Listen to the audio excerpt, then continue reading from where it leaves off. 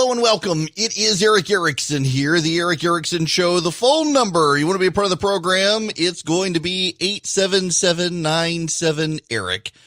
877-973-7425 is the phone number. Glad to have you with me. I wasn't going to do this out of the gate, but I decided I am. We'll get to the Portland stuff in a little while. I have gotten a vast array of questions and comments about my statements on pre-symptomatic people being the most contagious, and this is something new, and didn't we know this all along? And what I've decided I want to do right now is kind of review with you how the science has changed. I would much prefer to have one of the actual experts I've talked to be with me right now, and scheduling did not permit today, but I think it's really important, particularly in light of some people questioning me on the pre-symptomatic stuff of what am I talking about. And so I want to review for you where things have changed over time. And in particular, I want you to keep in mind that much of the original science and information we got about the virus was from China, and it was wrong. And I want to walk you through the evolution of stuff, which will be, I think, hopefully useful for you. So let's start with the pre-symptomatic stuff, because several people actually very angrily, one of them in particular, said, we've known this all along. Why are you acting like it's new? Let me explain this one to you. Just like with the flu. Now, and when COVID-19 originally started, it was considered a respiratory disease, and we assumed it spread like pneumonia, like the flu. And typically with the flu, you have symptoms, even if you don't know, you're not like mindful of the symptoms. You've got a symptom, and that is your body beginning to trigger its immune response, the flu beginning to take over, and you are contagious. And there may be a day in there where you don't even realize you're sick. Even if you've got a symptom, you don't even realize you got a scratchy throat or something. You think it's allergies. And then any of you who've had the flu, you know that at some point you just all of a sudden feel bad. And in particular, what most often happens is you go to bed feeling fine and you wake up and you're like, I got the flu. You went to bed feeling fine. You wake up and you feel like you got the flu. COVID-19 presents in very much the same way. You go to bed feeling fine, or you're fine for most of the day, and in the evening you start to get tired and sluggish and not feel good. You go to bed early because you're just not feeling well, and you wake up in the middle of the night and you're sick, and you know you're sick. And the same thing happens with the flu. And originally what we presumed is that the infectiousness was very much the same. There may be 24 hours in there where you didn't know you had symptoms, and you're contagious, and then you get it, and that is the moment as your symptoms are developing.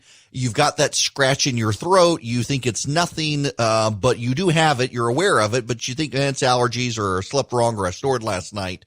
You don't realize it's the flu, and you're contagious, and you're giving it to everybody you're coming around. We assumed that was the same way, and you can call that pre-symptomatic. There's 24 hours or so in there where you don't even know you've got the symptoms and you're contagious. That was our thinking on COVID-19, and that's why originally they were saying, hey, when you get the scratch in your throat or whatever, that's when you need to wear a mask. You don't need to wear the mask before then. Well, we know something different now. We know that there are actually multiple days prior to the display of any symptoms with COVID-19 where you're the most contagious. With the flu, it's right there at the beginning of the flu, and as you're in the flu where you're most contagious. With COVID-19, we now know that it's several days before you get even the first hint of a symptom. You feel fine. You don't have the scratch in your throat. You don't have congestion. You're breathing just fine. You're going to the gym, and it's for several days there. That's actually when you're shedding the most virus. Keep in mind that the virus is a living organism, and the thing that all living organisms want to do, except apparently humanity these days, is reproduce. And the virus knows at an instinctual level, doesn't have a mind, but at an instinctual level, the moment you get symptoms, you're going to quarantine yourself. So with COVID-19, the way this virus reproduces is you feel perfectly fine for several days while the virus begins to spread. That's one of the several reasons why it spreads more quickly and more freely than the flu. That was the issue. But now a lot of people say, well, we knew this all along. This is why Georgia shut down. Actually, if you go back to March, in the beginning of April, when Kathleen Toomey, the head of public health here in Georgia, finally asked the governor to shut it all down, it was because of a change in data that we did not know at the time. What we knew is that there were people who wouldn't think they had symptoms of the virus and that they could spread the virus, and that was like a 24-hour or so, 24, maybe 48 if we're generous, window of pre-symptomatic people. We now know it's actually 72, 96 hours, somewhere in there. It's actually a longer window of pre-symptomatic spread of the virus than we thought. That's the big key here, is it is a bigger, much bigger window for pre-symptoms. And in fact, unlike the flu, you will not even have a hint of a symptom when you're spreading it. But in the end of March, beginning of April, we now had the data on asymptomatic people. And this was actually why Kathleen Toomey wanted the state shut down. It was the asymptomatic people. The asymptomatic people in March, beginning of April, we presumed were actually the big spreaders. We presumed they were the super spreaders. You hear the term super spreader, that's the people who spread it to everyone.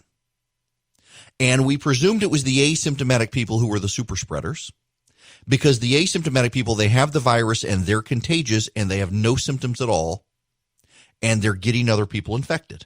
That is actually why it wasn't the pre-symptomatic people who caused us to be concerned and shut down. In fact, at the time, we assumed the pre-symptomatic people were talking maybe 24, at most 48 hours of symptoms. But really, we were thinking 24 hours, 12 hours in the run-up to the virus, and it was the asymptomatic people who were the problem. Well, we now know we're at July 21st as I'm doing this. We've learned in the last month and a half or so that it's actually different.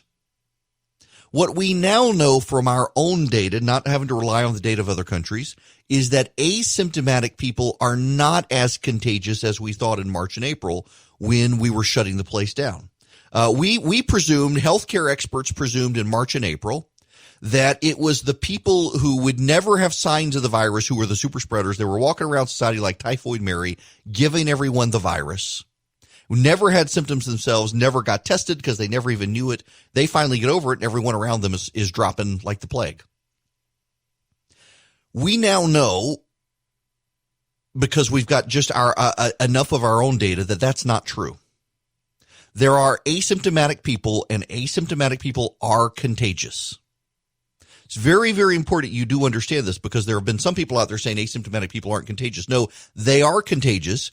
They're just not nearly as contagious as we thought they were.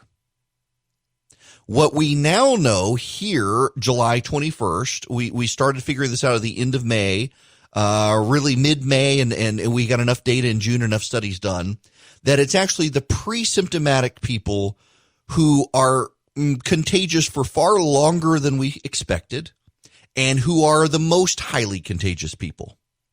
With the flu, when your symptoms present, that's when you're most contagious. With COVID-19, we now know before your symptoms even appear is when you're most contagious. And we now know that period of contagion is actually longer than we thought several months ago.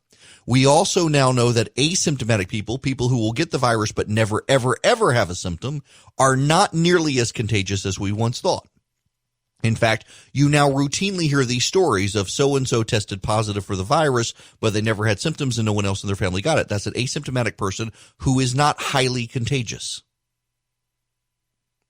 So all of this has changed our thinking on the virus. We now have American data from American patients from American states. We don't have any Chinese data left in the data pool. And that's caused us to have to rethink the mask situation. So we knew in March and April, we were beginning to get a sense of the fact that asymptomatic people are not nearly as contagious as we originally thought, but they are still contagious. You can still get the virus from an asymptomatic person. It's just harder than we thought. And the best way to deal with that is for you to put on a mask and presume you have the virus. Well, we now know, and this is the biggest thinking here, this is the biggest shift in thinking, pre-symptomatic people are more highly contagious than anyone else, and it's not a 24-hour pre-symptomatic period. It could be up to a 96-hour pre-symptomatic period. Way longer than we thought. You are more highly contagious than we thought. And that is why the virus is spreading so freely. It's the people who will get symptoms, but right now they're 96 hours from even thinking they have symptoms. And they are spreading the virus to everyone. We originally thought the virus could spread from one person to about 2 people. We now know it's one person to about 3 people, which is more than the flu. The flu typically is 1 to 1.5 people. One person spreads it to 1, maybe 2 people. This virus spreads 2 people to maybe 4 people, which means it spreads more. Now, there's good news as well. Now that we have better treatments. Remember, we thought that this virus killed 4 to 5% of the people we came into contact with. It's still higher than the flu. The flu is about 0.1%. This is about 1%, 1 to 2%. And we're seeing that across the board. Now, here's something else that we did not know. And this really interestingly shapes a lot of the studies that people are cherry picking. Because, there are lots of people cherry picking studies that, people are having antibody tests and they're showing signs of immunity. They're showing signs they had it. Well, it turns out the antibody tests are very wrong. And it turns out our research into the antibodies of this virus is actually very primitive. It looks more and more. There's actually a big study I was reading this morning before coming onto the show that T cells have a bigger play in this virus than your antibodies. Now, what's a T cell? Well, everybody has T cells, trillions of T cells. And there's been some thinking that new moms in particular, and actually moms with kids who are elementary school age, tend to not be getting this virus. Men tend to be getting the virus more than women. And women who are within 6 or 7 years of getting children, there is some available data that they may be the ones least affected by the virus. What's going on here? Well, that suggested maybe there were T cells that were in play. T cells are cells that are specific to various viruses. That they can attack the surface of the virus. They can render it inert. It's basically a protein fighting protein. And it looks more and more like the T cells play a bigger role in combating the virus than the antibody response. Now, how do we know this? Well, because a lot of people develop the antibodies and then they're gone in a couple of months. But we're finding in real world practice that a lot of people who do that, they're still not getting the virus again. There's actually good news here that people aren't getting the virus a second time. In most cases, not all cases, there are people who get it a second time. And sometimes those second rounds are worse. We're still not sure why on that front. There are a lot of theories circulating. But most people won't get it a second time, even though they don't have the antibodies. And that apparently scientists are rapidly concluding it's a T cell response. And so when they're making the vaccines, they're looking at the T cell response, not just the antibody response. And there's some hopeful progress on that point. My intention here is not to overwhelm you with all the data. It is to show you how things have changed now that we've gotten rid of all the Chinese data. And we're just looking at Americans getting sick and what we know about Americans getting sick. The data has evolved. We now know that pre-symptomatic people are much more highly contagious than anyone else. We now know that the window of being contagious is far greater than we thought. We now know that asymptomatic people are contagious. They're just not nearly as contagious as we originally thought. And we now know that a lot of the antibody tests out there are deeply flawed. So a lot of the people who are getting the test and they're testing positive for the antibodies, they still probably have not actually had the virus. And so you're having a lot of people out there saying, hey, so many people are testing positive through the antibodies, they must have gotten the virus. We now know that may not be the case, that there's still some level of misunderstanding or lack of understanding with the virus. We can't conclude that all the people getting the test and testing positive for the virus actually ever had the virus. There appears to be something going on with the antibodies that we're using to test this virus. And so more and more doctors are telling people don't go out and get the antibody test unless you're participating in research, because there's still something not quite right about the antibody test that we got to figure out. The bigger issue is going to be a T cell response, and we're still working on that. So your bottom line here is you're more contagious, most contagious right before you get symptoms. And we now know the window of your ability to spread the virus is up to 92 hours before you get symptoms, not just 24 hours. We also know that if you're asymptomatic, you're less contagious than we thought back in March and April, but that you can still spread the virus. And what is the magic trick to help? Believe it or not, wear a mask. Hello there. So, what does all this data on pre-symptomatic, asymptomatic, all that mean with everything else going on out there? Well, we have progress on the vaccines. Moderna, AstraZeneca with Oxford, Pfizer, they're all rushing forward with this. Laurel Bristow joined me a couple of weeks ago from Emory, King Gutter Baby she's now like 90,000, 100,000, Instagram followers and commented that she would have chosen a better name had she known she would attract that many followers. She's an epidemiological researcher at Emory University. My wife follows her on Instagram. I was listening to some of what she said last night. Can't play it here because there's some profanity in it along the way. But she was noting progress on the viruses. AstraZeneca and Oxford appear to be on track for the virus. Now, interestingly enough, here's how they did it.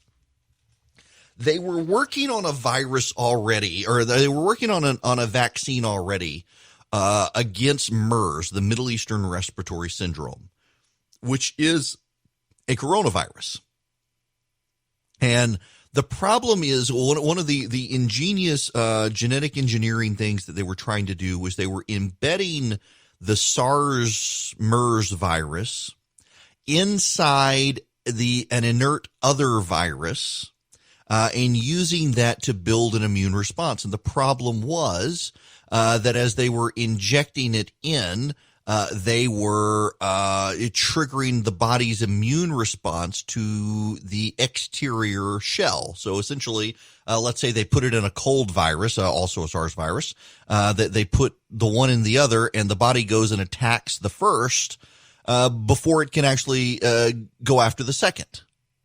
So what they decided to do, which is actually very interesting, is they used the common cold virus of chimpanzees, which our body largely ignores, and it allows the body to build up an immune response to the underlying SARS-CoV virus. And it works. We know that, now don't be freaked out about the chimp cold virus. It actually, our bodies don't even, it doesn't give us symptoms. It doesn't do anything to us. It's just completely inert.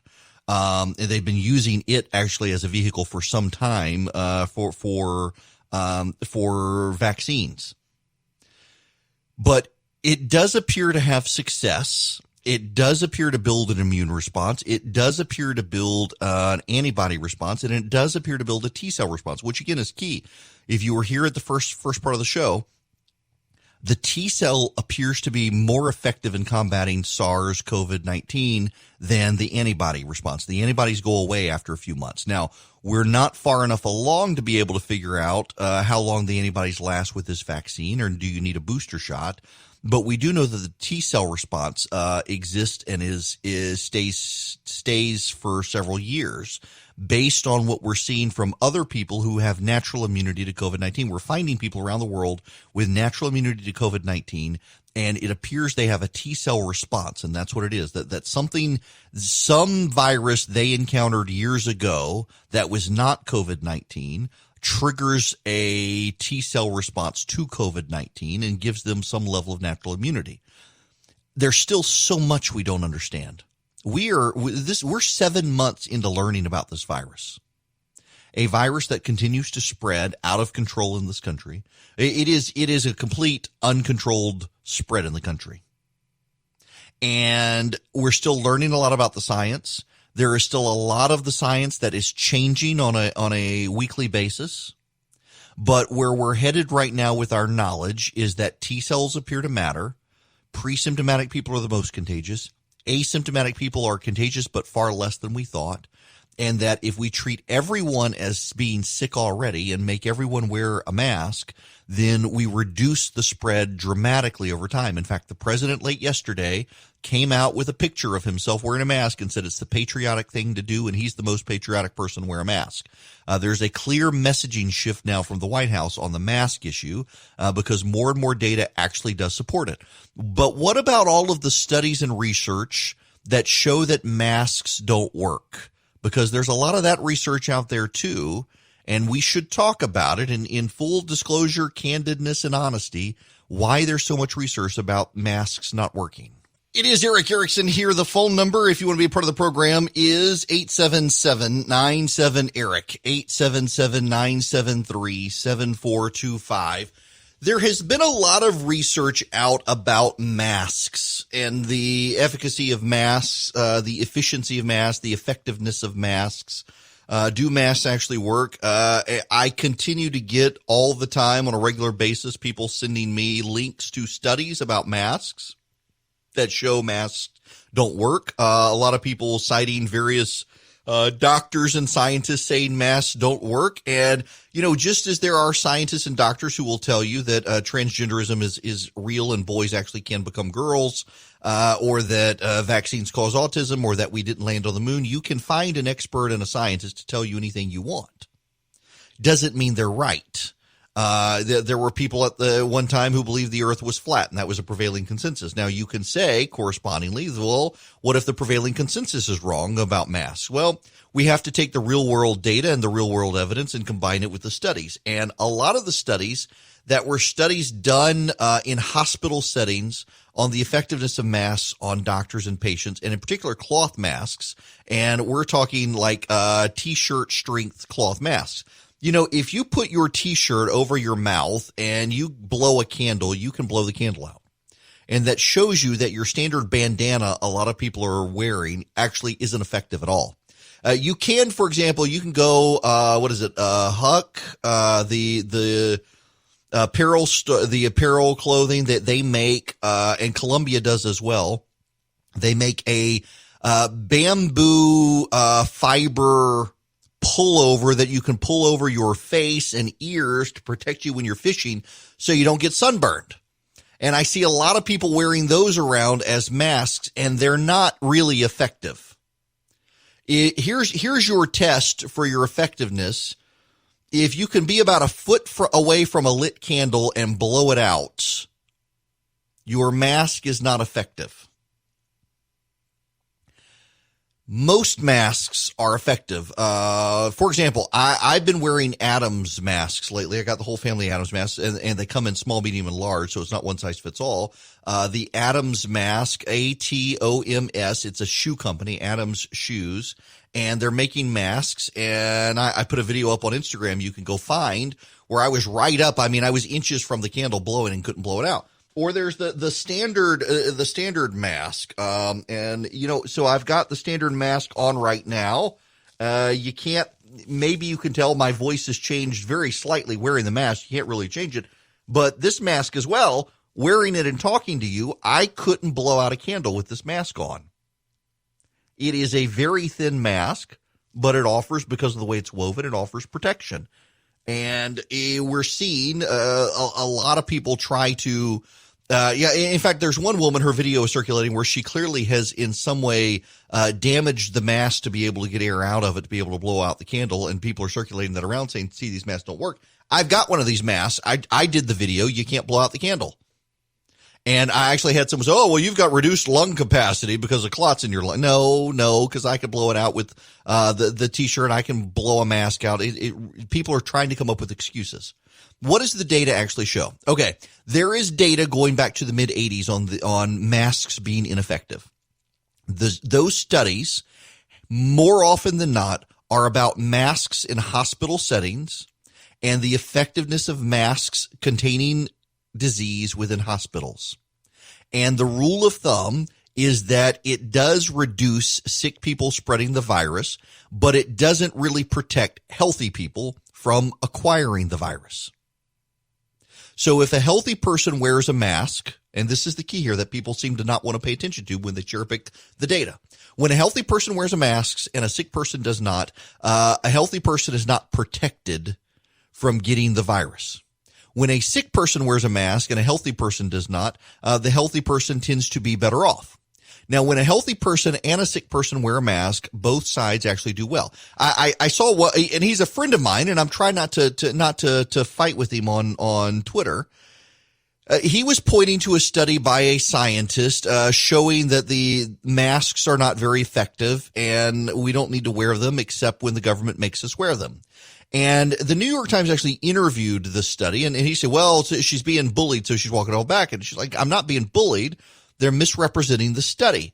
The study was in hospitals, and the study was of cloth masks in hospital settings. Cloth masks do not work to contain the virus. When you're in a hospital setting, you're dealing with sick people, you got to wear a surgical mask or you got to wear an N95 mask. Just putting a bandana around your face is going to do good. Now, what about in a setting outside? Well, when everyone wears a cloth masks are not as good as a surgical mask or an N95 mask or even a woven cloth mask that's designed to actually be a mask. Your standard bandana or your t-shirt isn't as effective. But when you're doing it and they're doing it, it does actually reduce the spread, just not nearly as much as we want. So when you go out and you've decided you're not going to invest in a mask, you're just going to put a bandana over your face, keep in mind, you might as well not be wearing anything because it's not very effective. And all the data is conclusive on that. But that same data is very conclusive on the fact that in a community setting, as this virus is spreading, a good quality mask, it doesn't need to be a N95, it doesn't even need to be a surgical mask, it can be one of those Adams masks, it can be one of the masks you're buying at your local store. Your key is, can you blow out a candle with it? If you can blow out a candle while wearing the mask, it's probably not effective. If you can't, get about a foot from the candle that's lit and try to blow with the mask on. If the mask lets you blow out the candle, get a different mask. If it doesn't, you're probably okay. Now, why? Because we now know from the science there are a couple of things going on. First of all, some of you out there are screaming right now. I can hear you. I know it. That the mask, the virus is so tiny that the virus can penetrate through the pore of the mask. You know, those of you who are saying that the virus is so small that it can penetrate through any hole in any of the masks, you're absolutely right. And a lot of the original research would back you up on that. The virus can penetrate a mask. Here's the thing, though. We know from COVID-19 that the virus does not leave your mouth on its own. The virus is a hitchhiker. The virus cannot travel by itself. The virus travels embedded in water vapor particles that leave your mouth, or mucus that leaves your mouth, snot that leaves your mouth. Those particles are big enough that the mask more often than not stops them. So the virus can't get beyond your mask. But if you've worn glasses while wearing a mask, you know your glasses tend to steam up. And that is because some of the water vapor particles are going to go straight up. And the virus spreads that way. But where's the virus spreading when it does that? Well, gravity pulls on all things. Gravity pulls on a feather and a bowling ball in the same weight. Gravity pulls on a virus and a bowling ball in the same rate.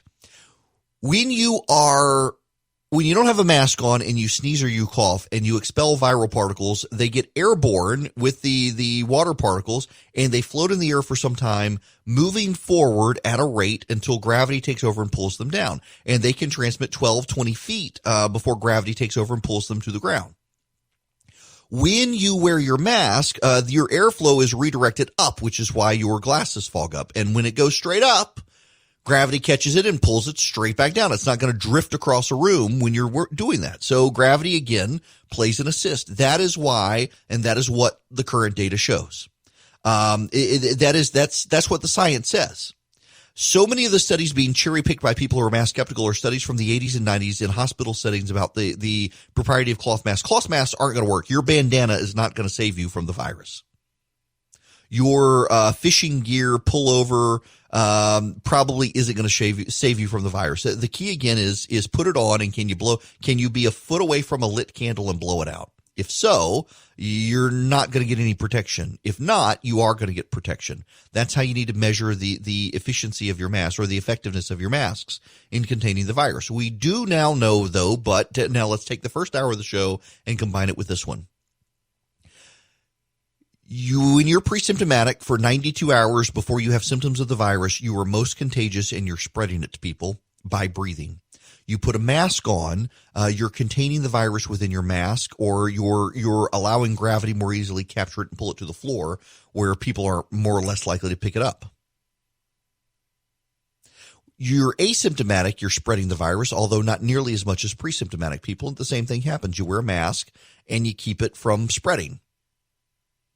The virus, more often than not, we now know, is not really going to spread. Your sweat can spread it.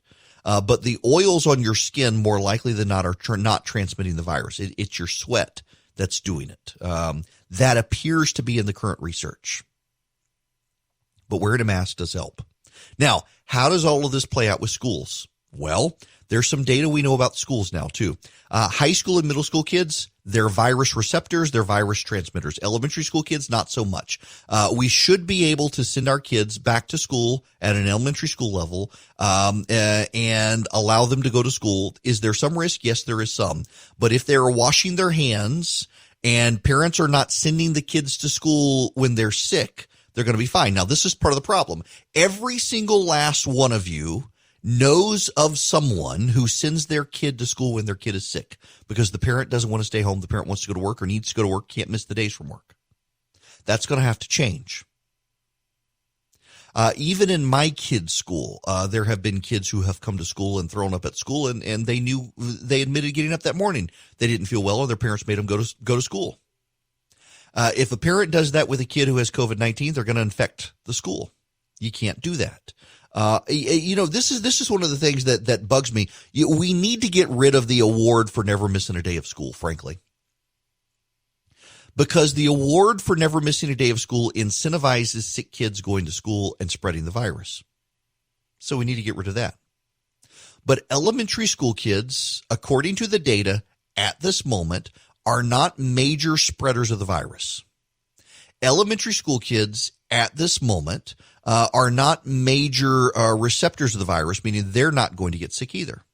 You're not going to get a first or second grader to keep a mask on all day. You can spread them out, and you can distance them in rooms. You can distance them in lunchrooms. You can make them eat lunch. You can make them go to hand washing stations regularly. You can do all these things. You can make them use hand sanitizer. There are ways to get elementary school kids back into school. Now, what about middle and high school?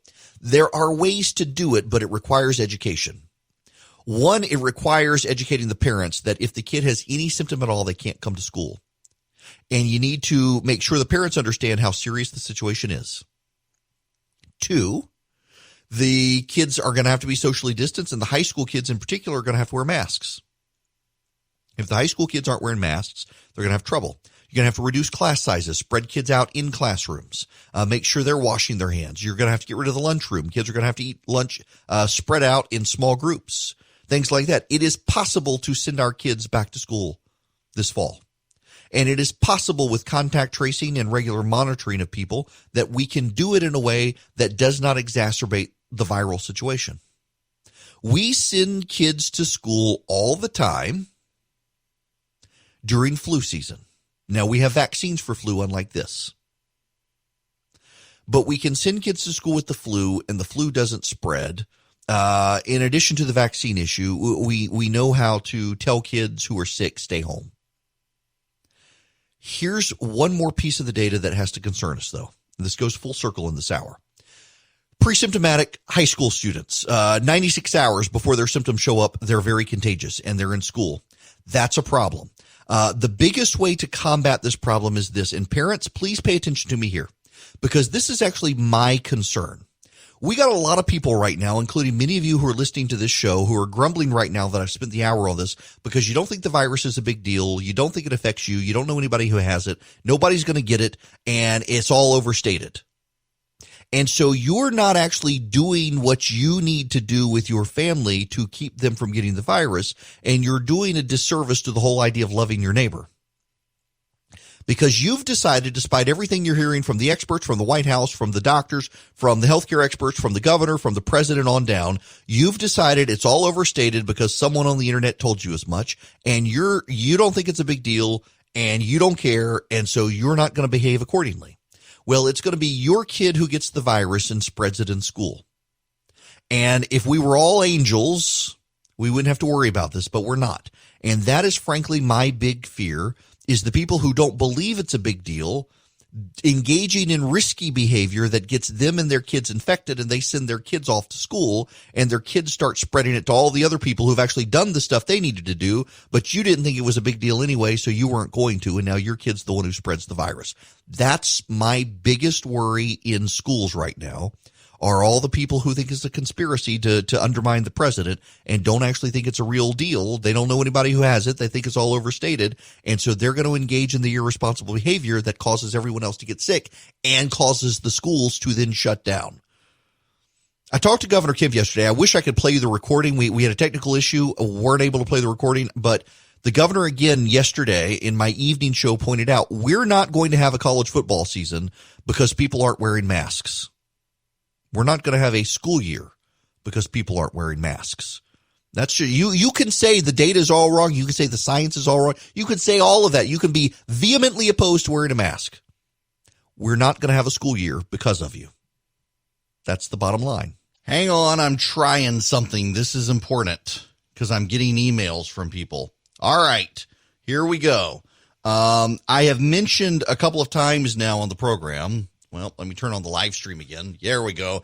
I've mentioned a couple times on the programs. I ordered Adams masks for the family. Adams is actually a shoe company, but they have some great masks. And the thing that I like about the masks is that they are large, medium, small, and they come on a variety of colors. So like for my son, I got him a small mask, a light blue small mask. For me, I got a navy blue large mask. For my middle child, I got a medium-sized black mask, and got a black mask for my wife as well, a large one. They come in sizes. The website is adams.com. If you can't remember that, if you text data to 33777, text the word data to 33777, I will send you back a link to the Adams mask website where you can order the masks. Now, their shipping time, it takes up to 7 days to get. But they're good. I've been using mine. My wife and kids have been using theirs. One thing you need to know, let's talk mask hygiene real quick. As a practical matter, if you're listening to me in the South, if you leave the mask in your car and your car is outside, your car is going to get so hot in its interior, you don't have to actually worry. Now, you should wash your mask on a regular, you should wash your mask regularly. But this is important. We now know from the data that if it is 90 to 100 degrees or hotter, the virus does not last long in the wild. In fact, the reason the virus is spreading so rapidly right now is it's in air-conditioned environments where it's spreading. You leave your mask in your super hot car that gets even hotter during the day because it's left in the sun in the South, you are okay. You don't need to worry. But let's talk about the practice of wearing your mask. What you need to do is make sure you wash your hands. Typically what I do when I go to Publix or any grocery store and I wear my mask, when I get back to my car, I cover my hands in hand sanitizer. While my hands are still wet with the hand sanitizer, I take my mask off. I don't take my mask off first. I cover my hands in hand sanitizer first before I take my mask off because my hands are coming close to my eyes, my nose, my mouth. Don't want to make sure if I picked up the virus accidentally. So I put on the hand sanitizer first, make sure my hands are wet, take my mask off, and then finish letting my hands dry. The alcohol in the hand sanitizer evaporates. And that's it. And then when I put my mask back on, when I go to my next stop, I don't leave it on the whole time. When I put my mask back on for the next stop, I'll put hand sanitizer on, get it wet, and then put the mask back on. Now, hand sanitizer is in short supply, so oftentimes that second time I put it on, I don't put the hand sanitizer on. But then when I get home, I wash my hands. And then do remember to wash your mask because they are going to get gross with other stuff, even if not the virus. The virus is going to die in your hot car. But you still wash your mask, good hygiene, and you should probably buy multiple of these masks because you want the good hygiene. You should buy multiple of the masks because you want you want to be able to wash and rewear and recycle. And ours actually got put in the dryer accidentally, and they did not shrink up; they were still fine. Let's see. The care instructions on these mask ones says hand wash the mask with your preferred laundry. Do not bleach, air dry. and they do dry out very quickly. I can tell you this, I'm a big fan of these masks. Now, there are disposable masks out there. I'm going to put some links together for you. There's actually a company here in Georgia that I believe I can refer people to buy masks. I want to check with them to be sure. When we come back, though, we got to move on to other stuff. The Portland situation. I actually was going to start this hour with it, but decided it was better to review the science with you of what we know so far. Frankly, it's a trial run for me. I've got a shorter clock in my evening show. I want to be able to do it with them as well. So figure I'd do it with you guys, do it with them this evening. We got to talk about the Portland situation, though. Tonight, the president is going to have a press conference on COVID-19. He's going to resume the task force briefings. He's going to put Dr. Fauci back out there. He thinks this will help him with the public. He's out urging people now to wear masks. But what about the invasion of Portland, as the left would call it? The secret police in Portland.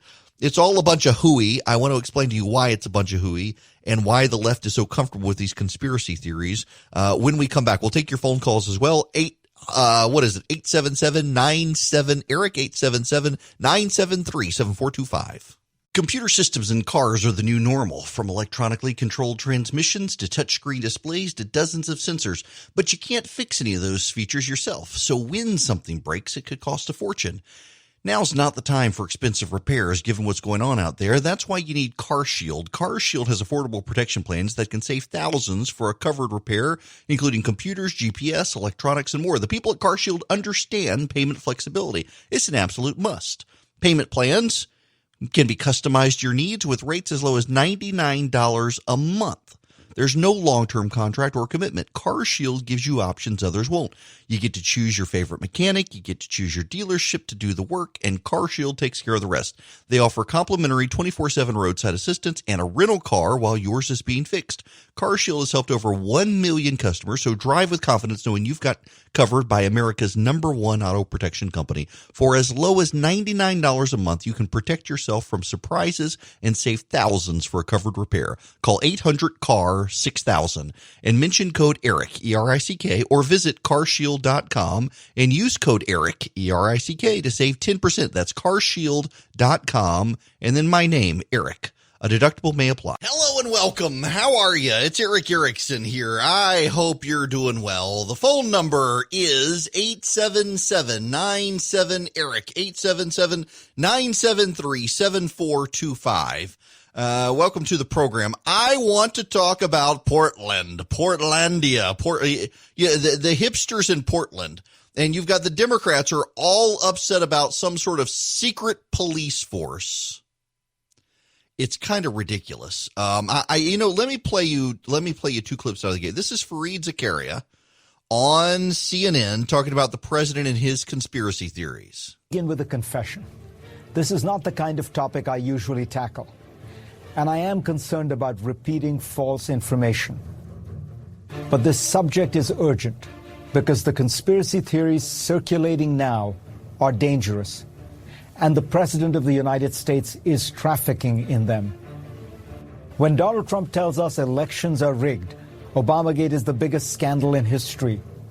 Some know these ideas are wholly false, but others are less certain, especially when they hear a story full of details that seems to explain everything. Polls show that up to 50% of Americans have believed at least one of these conspiracy theories. This is a story of just how destructive they have become, not just to the people they target, but also to the very foundations of our democracy. With the ominous music, the president and his supporters, they're trafficking in conspiracy theories. My friends, they're trying to convince you it's the end of the world as you know it. That the Democrats are going to steal the election. That the virus is Chinese, that it's not really a big deal, that it's a overblown media conspiracy. Oh, yep. You know where they're going. Well, hey, let's listen to a conspiracy theory. I have said all along that this man is a deplorable human being. And certainly there's nothing that he could say that would shock me anymore.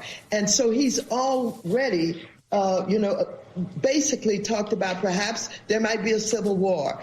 And when he tells you he cannot commit to stepping down, believe him, because I tell you something is going on in this country. When I take a look at what is going on in Oregon and who are these federal agents unidentified in unmarked cars that are raining down on the protesters.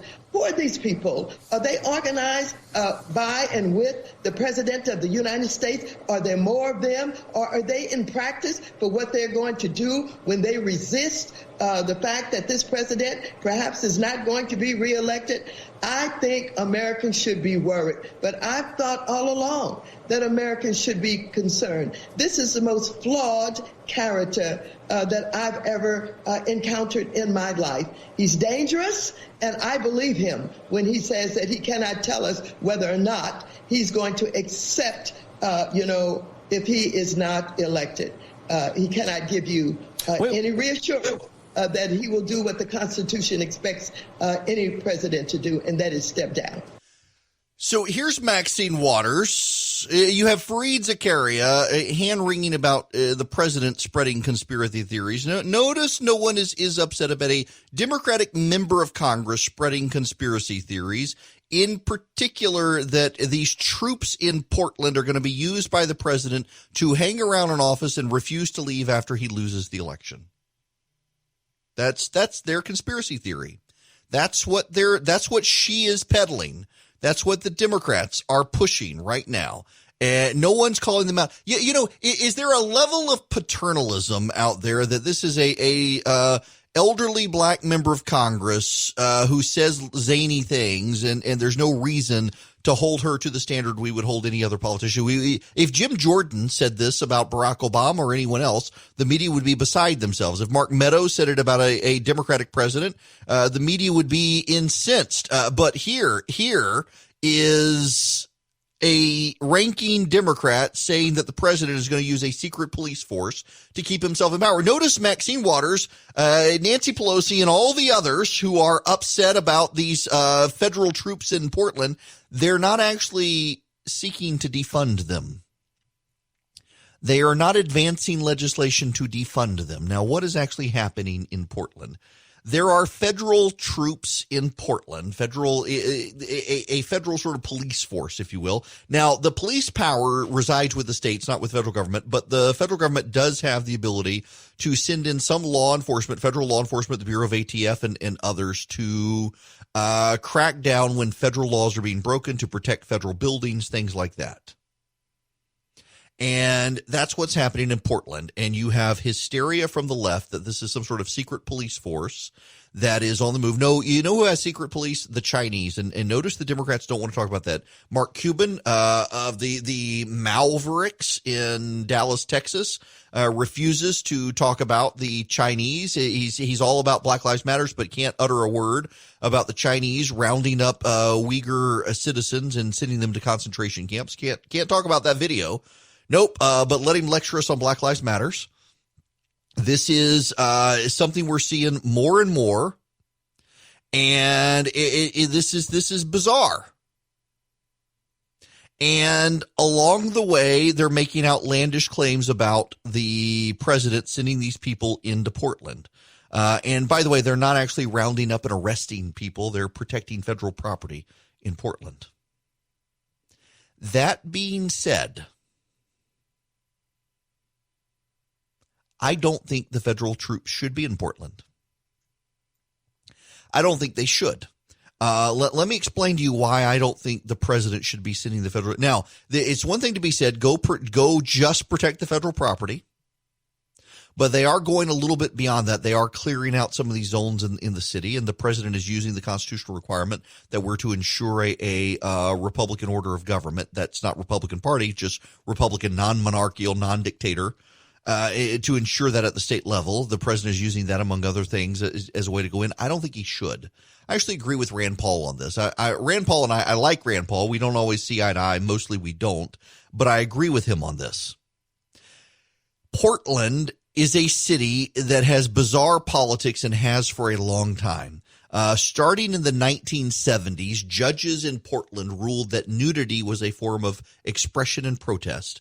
And if you want to run around the city of Portland without clothes on, you are presumed to be engaged in political protest and you will not be arrested. It is perfectly legit for you to walk around the city of Portland, Oregon with no clothes on, at all times. Businesses don't have to let you in the door, but the government can't stop you and they can't arrest you for being naked in the street. Portland is a bizarre place. There is an entire TV show, Portlandia, about how weird and hippie Portland is. The people of Portland voted for this sort of stuff. The people of Portland support this sort of stuff, and the people of Portland should be forced to drink it from a fire hose. They should be forced to drink the anarchy from a fire hose. The president, if anything, by sending in federal law enforcement agents to clean up the streets of Portland, is protecting Portland from the logic of its own insanity. And he shouldn't. These federal troops should get out of the city, with the exception of protecting like the federal courthouse there. Get out of the city. Let them run roughshod over the city. The people of Portland voted for that. Let them suffer the consequences of their votes. The people of Portland are the ones who decided they wanted Crazy Town. If the people of Portland, Oregon, had rejected the protesters, I would believe the president should send federal troops into Portland and drive out the protesters. But the people of Portland have long voted for Crazy Town. As I've mentioned, you can run around Portland, Oregon without any clothes on, and they will not arrest you because judges in Portland, Oregon have for years said nudity is a form of protest. And so now you have random naked people run around Portland, Oregon. The series Portlandia ridicules Portland and just how ridiculous it is. The people of Portland, Oregon have organized their democracy around insanity. And so they should not be spared from the consequences of that insanity. The president of the United States should not be protecting Portland from what it voted for. Democracy must be allowed to have consequences. And the democracy in Portland, the consequences of that democracy are anarchy. And they should be forced to suffer the consequences of what they voted for. And when the businesses move out and the unemployment goes up and crime goes up, that's what they voted for. And maybe then their system will be awakened and they will realize that they've been propping up insanity. But as long as the president sends federal troops to Portland, Oregon to protect Portland, Oregon from the logic of its own insanity, they will blame the president and will never be required to recognize the fact that they themselves in their democratic processes have fostered insanity on themselves. They can take the blame and blame the president and a supposed secret police who are on camera, who are known federal agents who are protecting federal property. As long as they're just protecting federal property, leave them. The president has the right and obligation to protect federal property. But they've gone beyond that. They're trying to help clean up the city. They should not. They should force the people of Oregon to drink from the water hose of anarchy that they themselves have subsidized, they themselves have voted for. If the city of Portland, Oregon, and its voters have decided to live in a hellhole, we should allow them to live in that hellhole. It is their choice. You and I don't have to go there, and we don't have to subsidize it. We don't have to try to protect them from themselves. And all the president's doing is allowing them to point to him and not have to point to the crime, and not have to point to the vandalism, not have to point to the riots, and not have to point to the decay. They can say, oh, it's all the president's fault. All this is happening because of the president. They've got an easy way out. The president has given them an easy way out. He's doing it because he cares about the citizens. He's doing it because he cares about the federal property. He should protect the federal property. But stop saving people from themselves. At some point, the city of Portland, Oregon needs to be allowed to run itself as anarchically as they want to run themselves and see the city go into the gutter. And either they will recognize that they have turned their city into a gutter, or they will live in the squalor and decay of that gutter with joblessness, homelessness, no more of a tax base. And one day, enough of them will leave that some will pick up the wreckages of that city and rebuild it in a better image. We need to allow this to happen.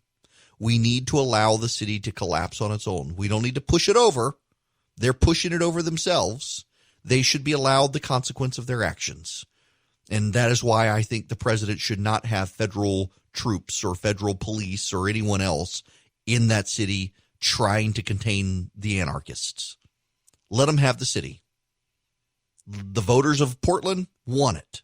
They voted democratically for a city government that would allow this to happen. Learn to live with the consequences of it, people. Learn to live with it. Don't try to protect them from themselves. And then maybe the media won't be so fixated on Donald Trump and would actually have to say, hey, wait a second, what's going on in Portland, Oregon? It's very much like, by the way, in Atlanta. Keisha Lance Bottoms trying to blame open carry on the violence in the city. No other city in the state is having any sort of problem with violence. No other city in the state is having gun laws cause an increase in violence. It's just Atlanta. And notice what Brian Kemp is doing. Brian Kemp sent in soldiers from the National Guard just to protect state property, not to engage in law enforcement. So the media can't point to Brian Kemp and say, oh, look, he's running roughshod over the mayor or running the police operation in the city. No, he's just protecting the property. The mayor is having to live with the consequences of the increase in violence, and she's having a real hard time justifying it, defending it, explaining it away when it didn't happen last year. It's only happening right now. And what is the difference? By the way, there is some breaking news here. The judge, the Fulton County Superior Court judge, Kelly Ellerby, has recused herself from the battle between Kemp and Keisha Lance Bottoms on the lawsuit regarding the pandemic response. She was going to hold a hearing, but the Georgia Attorney General has announced that she is recusing herself from the lawsuit, and they'll have to find a new judge to handle it. So no one outside of left-wing activists and the district attorney in St. Louis, Missouri, believe that couple who lived on the private street, who the protesters, they kicked in the gates and came storming through the neighborhood, that they shouldn't face repercussions for standing in front of their property with their guns to defend their property, but they're going to be prosecuted. Well, the governor of Missouri, Governor Parsons, has come out and said absolutely not. If they're prosecuted and found guilty, he will pardon them. Wait, now they're going to charge them. Will you pardon them? Without a doubt, Sean. I'll do everything within the Constitution of the state of Missouri to protect law-abiding citizens. And those people are exactly that. They're law-abiding citizens, and they're being attacked, frankly, by a political process that's really unfortunate. It's a sad day for us here in Missouri. You know, full disclosure, I found it ridiculous. The husband and the wife standing out front of their mansion, him with his AR, her with her pistol, her finger on the trigger didn't look like she knew proper gun safety skills. The whole thing looked farcical. It looked ridiculous, but they had every right to do it. Your home is your castle. You have the right to defend it. The protesters, this was a private street, a private gated street in St. Louis, Missouri. The protesters forced their way into the neighborhood and were chanting about burning down the houses in this neighborhood. Let's not forget that key detail. They were chanting about committing violence on those homes and decided to march down the street. This couple came outside and protected their property with their guns. They had every right to do that. They weren't brandishing. They were defending. Now, I need to say this, and I think this is exceedingly important, and everybody needs to understand this. I complain regularly about the government picking winners and losers. I think it undermines and cheapens our American democracy, our Republican institutions, when the government picks winners and losers, when the government decides this company is worthy and this one is not, this person is worthy, this one is not, based on typically on the political sympathies of the various parties, things like that. What's happening to this couple, I thought it was farcical and ridiculous, but I think the media is picking winners and losers. And this couple had the audacity to not show solidarity with Black Lives Matter. And that's why they're being targeted by the press. And I suspect this is going to happen more and more often. There's that famous photo from Nazi Germany that people use, and they circle the guy and say, be like this guy, where everybody's whipped into a frenzy. They're doing the Hail Hitler thing, and this guy's basically just standing there with his arms crossed. And people are saying, be like that guy. Except when the mob comes, everyone wants to be a part of the mob. The media wants to be a part of the Black Lives Matter movement.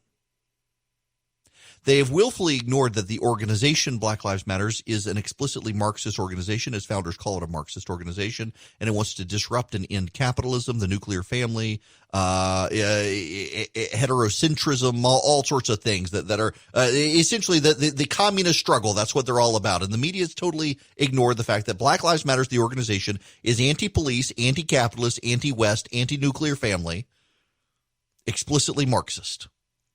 The media wants to pick its winners and losers too. And I have this sneaking feeling what we're going to see as a trend line in this country is that increasingly the left is going to organize protests in local communities. And you're going to be shamed if you're not there. And there is basis for this. There are corporations in this country already that during June, which is Pride Month, organize corporate events in their show of supporting gay pride. And employees who don't want to participate are routinely shamed. I have heard from more than one person over the years from major corporations, particularly some of the financial corporations, Citibank being one of them, that they, because of their faith, didn't want to participate, and so they were shamed by their company, lectured by human resources for not participating, for making people feel unsafe by their refusal to participate in gay pride events. We're going to see this across the board now.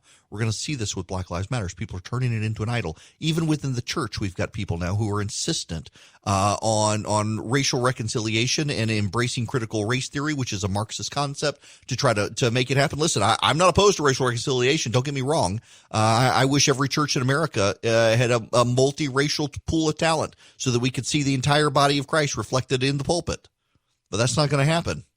And I don't think the government should force anyone to do it. But we're going to see this sort of stuff. We're going to see protest as a form of religion. Back in the 50s and 60s, people were back in the 1750s and 60s, you could be shamed for not showing up in church. Now in this country, you're going to be shamed for not showing up in protest. It's going to start happening. We're already starting to see it happening in parts of this country. And we should stand up for the people who don't want to engage in it and don't want to be a part of it.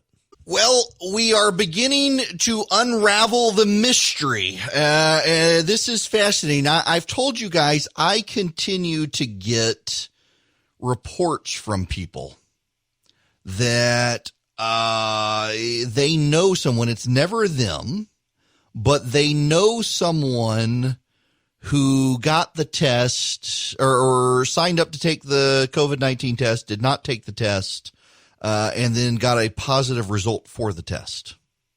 By now, you probably have seen this too, because I'm seeing it everywhere, and it is almost always the identical message on social media, just swapped out with different names or different entities. I know my friend told me that his cousin or brother or sister or mother or father or coworker sat in line for a very long time, got fed up and left and didn't take the COVID-19 test, and then got results that they were positive.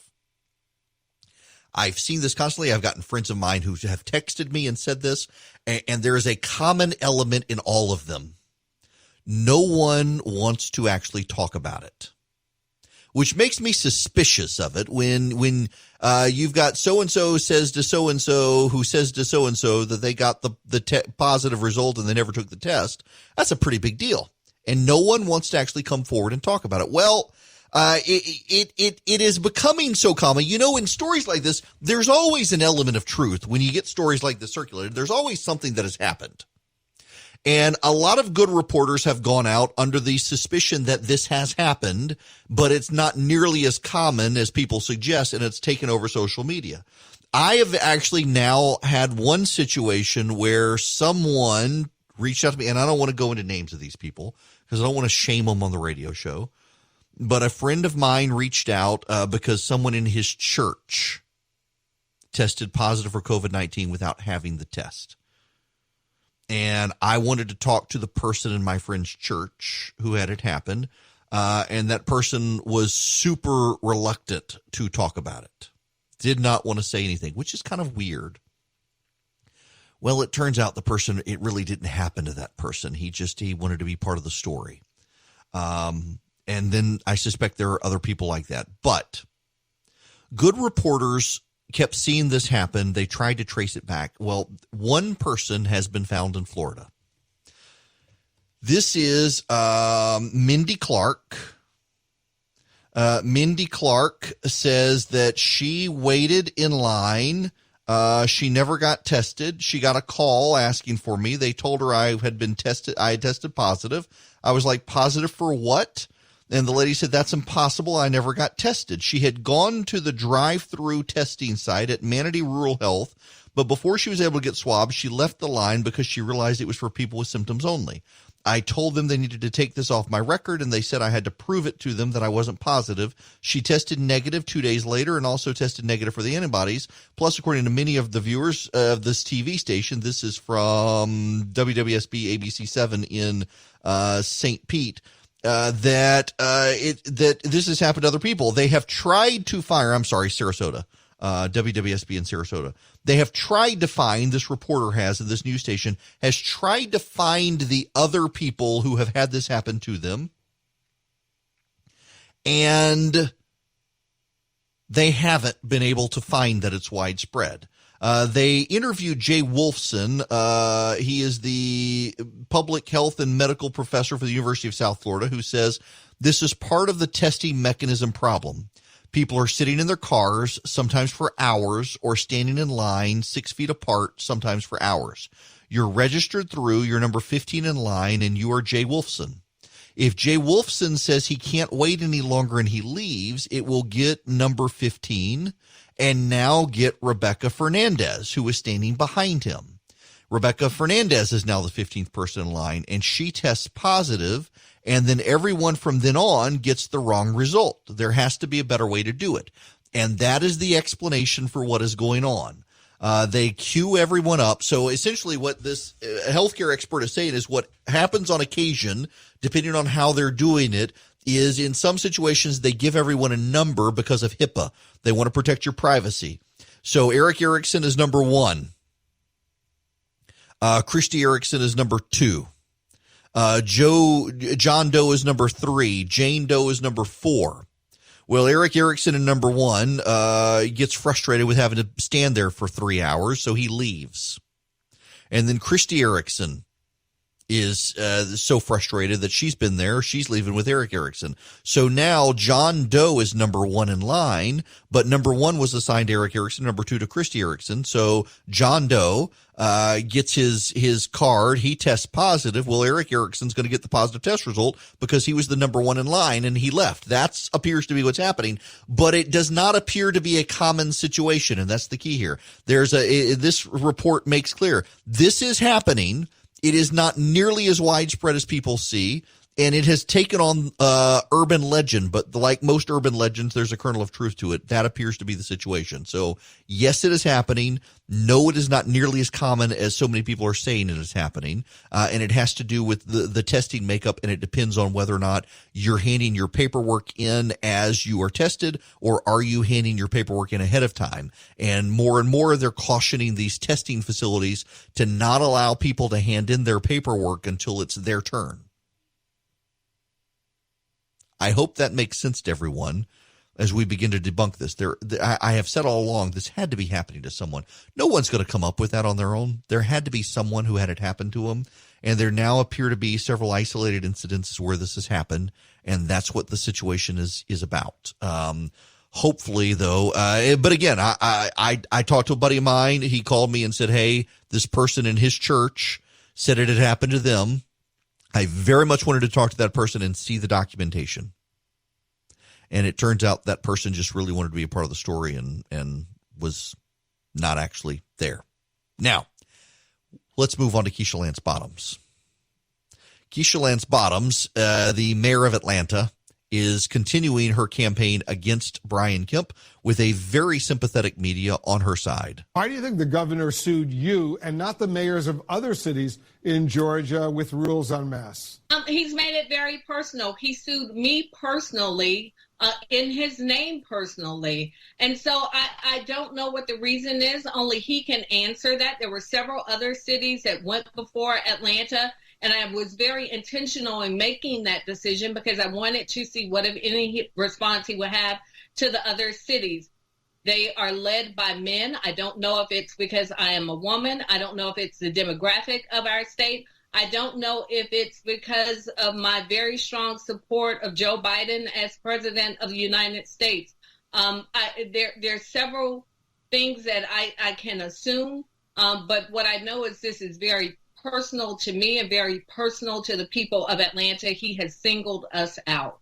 I know his lawsuit isn't just about masks, Mayor. It's also about you rolling back Atlanta's reopening. What do you say to business owners who are struggling to get by right now, don't know whether to listen to you or to the governor? What's really strange about that, Wolf, is that the governor acknowledged during his press conference that he had just learned that the advice was advisory, voluntary advice. We convened an advisory committee to make recommendations for businesses related to our phased reopening.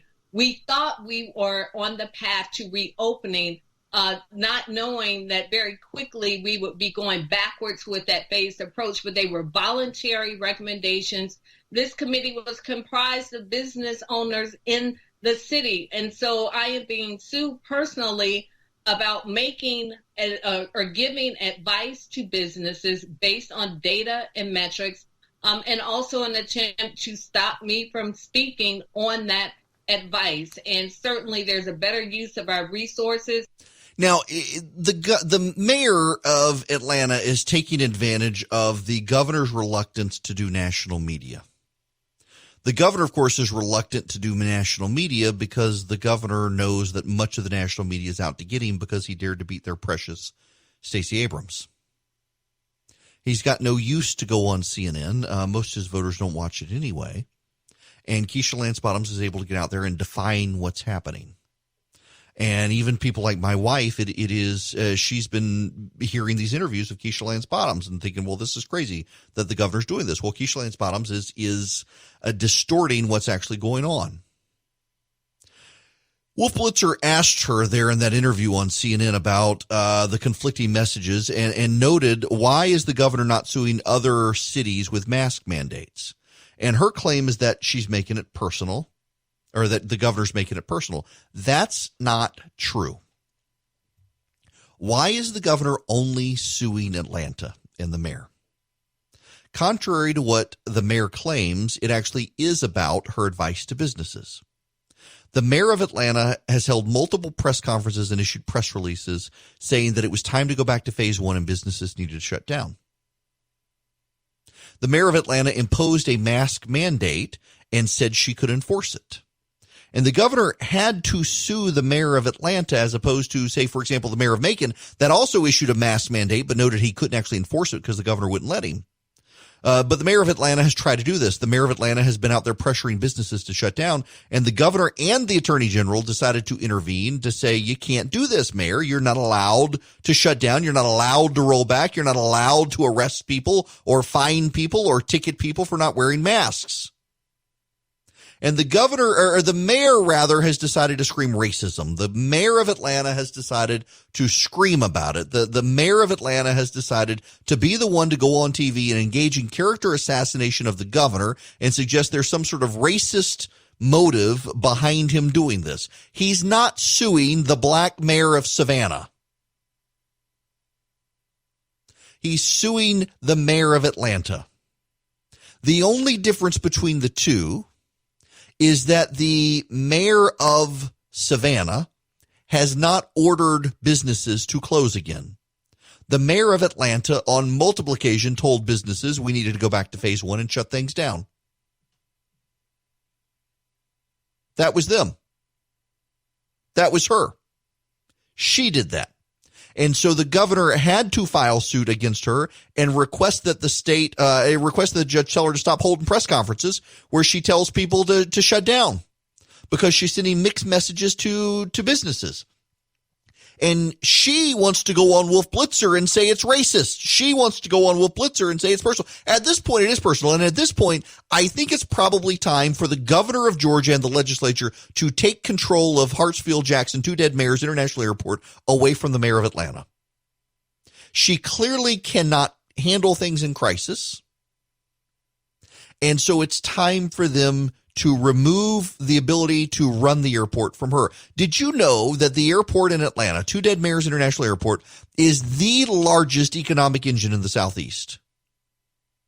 And not even the city council of Atlanta has say over it.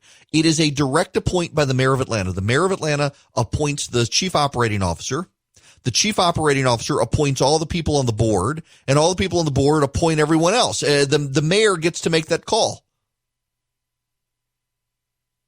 And at this point, she's handling all of this situation so badly, they should not allow her to keep control of the airport. They absolutely fundamentally should not do it.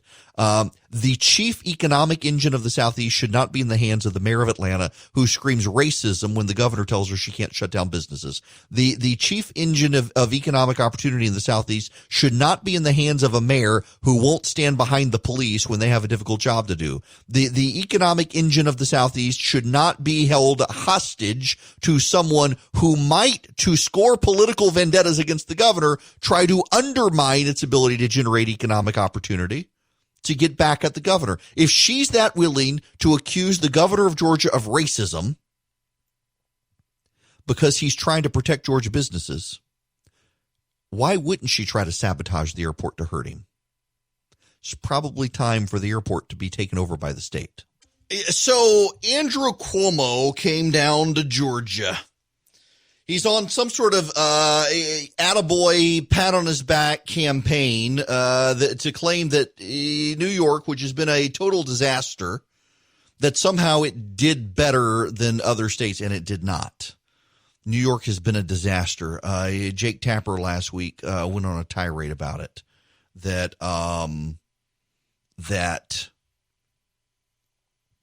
somehow or another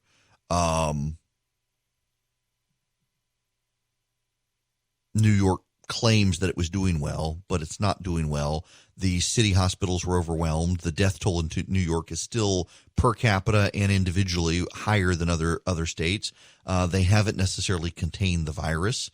The resources have been overwhelmed in the state. Well, the governor, notwithstanding that, has decided to go out on a campaign to claim that he's doing well and to come to Georgia to show up Brian Kemp. So he went to Savannah. Interestingly enough, the mayor of Savannah and the governor of New York did not wear masks. Now, both of them are insisting that Brian Kemp impose a mask mandate. Both of them are insisting that you should wear masks at all times in public. Both of them are insisting you should socially distance. Neither of them socially distanced. Neither of them wore masks. They're hanging out with each other. Now, initially at the conference, you should know, initially, if you look at some of the initial pictures, initially, everyone wore masks except the speaker. But by the time it was over, the mayor of Savannah and the governor of New York are standing elbow to elbow without masks on. It's somewhat ridiculous. The governor of New York, whose actions led to the deaths of thousands of senior citizens, comes to Georgia, thinks that we can learn from him. No, it was actually Brian Kemp and Ron DeSantis who figured out that the virus was spreading in nursing homes rapidly, who were taking steps to stop it, while the governor of New York was sending infected senior citizens back into nursing homes to kill everybody. By the way, the governor has announced an initiative with Mako Medical. It's a North Carolina lab company. They're going to be able to increase Georgia's government testing capacity by 10,000 a day, providing the results within 48 hours.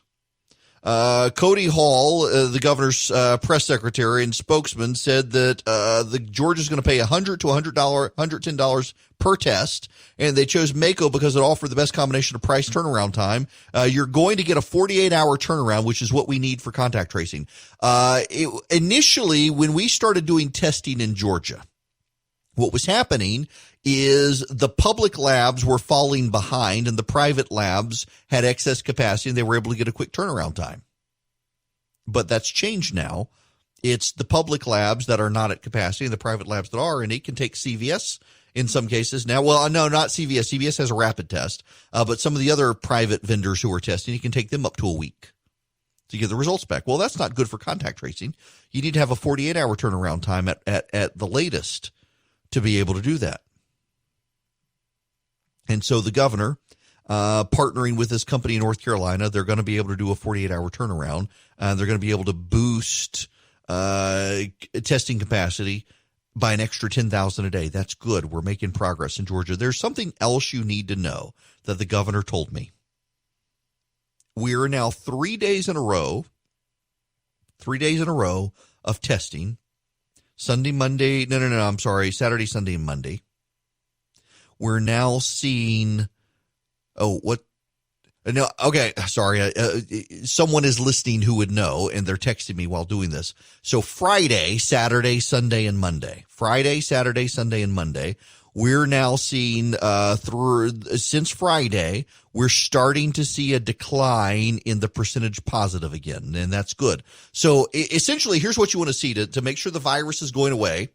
As the number of tests go up, you want to see the percentage of tests go down. Now, the president had said the reason we're seeing a big increase in the country is because we're testing more, and that's true, but it's the percentage of tests. So if 20% of the people you test are positive, that means your virus is really spreading.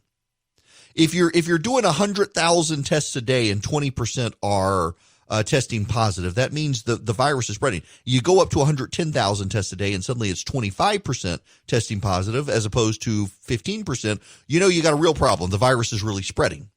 Well, what we're seeing in Georgia is that as testing goes up, we're starting to see a decline again. And remember, for a while there, we were starting to see the percentage of test positives go up. Now we're starting to see that percentage of test positives go back down. And it has been very steady now to the point that it's starting to work its way into the 7-day rolling average. If that continues, it means that the virus is receding in the state, and that's good news. The number of daily cases starting to go back down. So, for example, the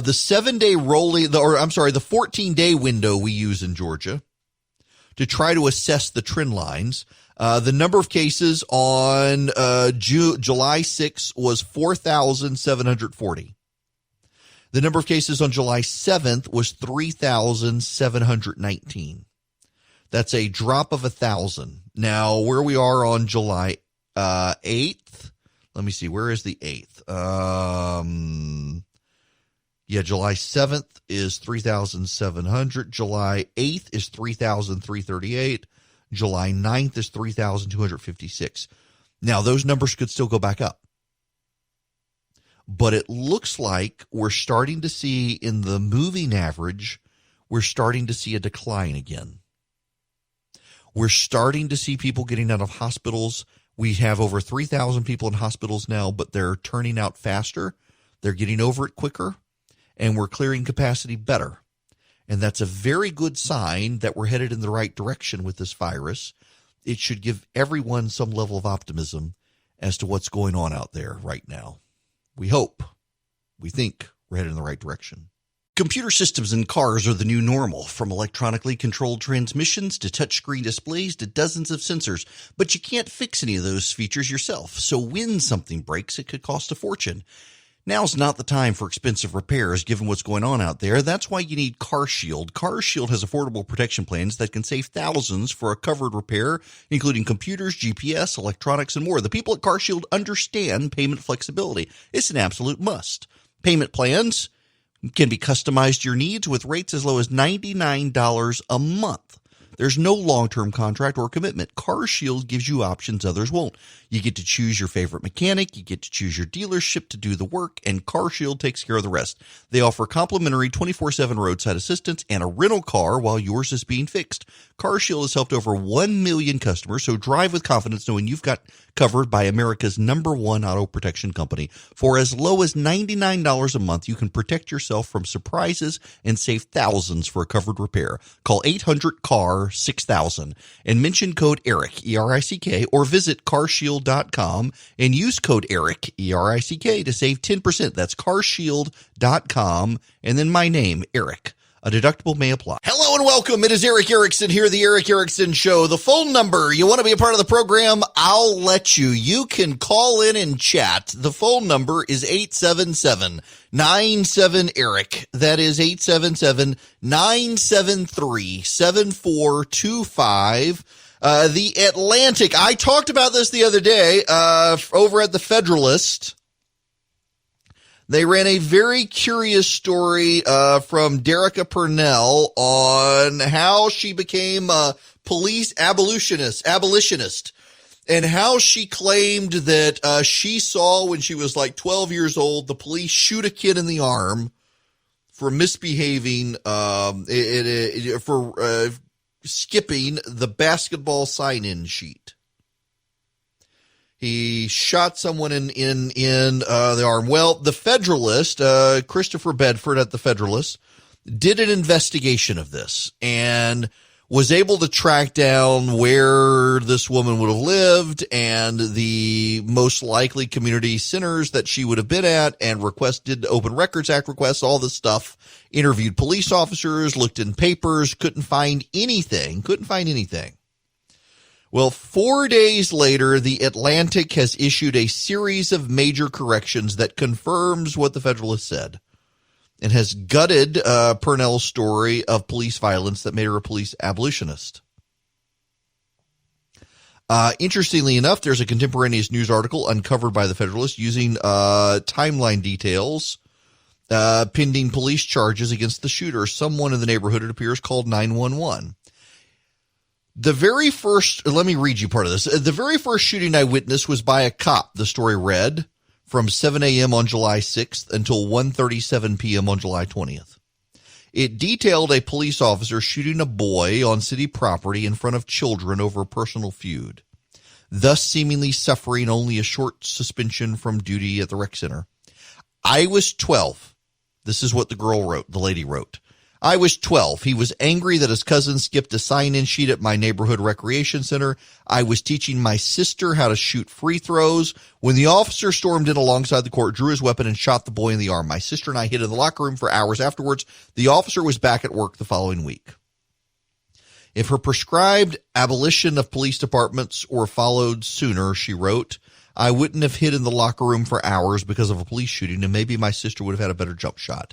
The article was shared among journalists and activists, including an Atlantic editor, whose praise remained online Monday night. On Monday afternoon, the Atlantic updated the above paragraph to read this.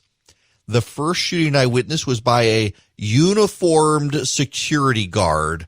I was 13. I remember that the guard was angry that his cousin skipped a sign-in sheet at my neighborhood recreation center. The victim told police it had started as an argument over something stupid. I was teaching my sister how to shoot free throw guards when the guard stormed in alongside the court, drew his weapon, shot the boy in the arm. My sister and I hid in the locker room for hours afterwards. The guard was back at work the following week.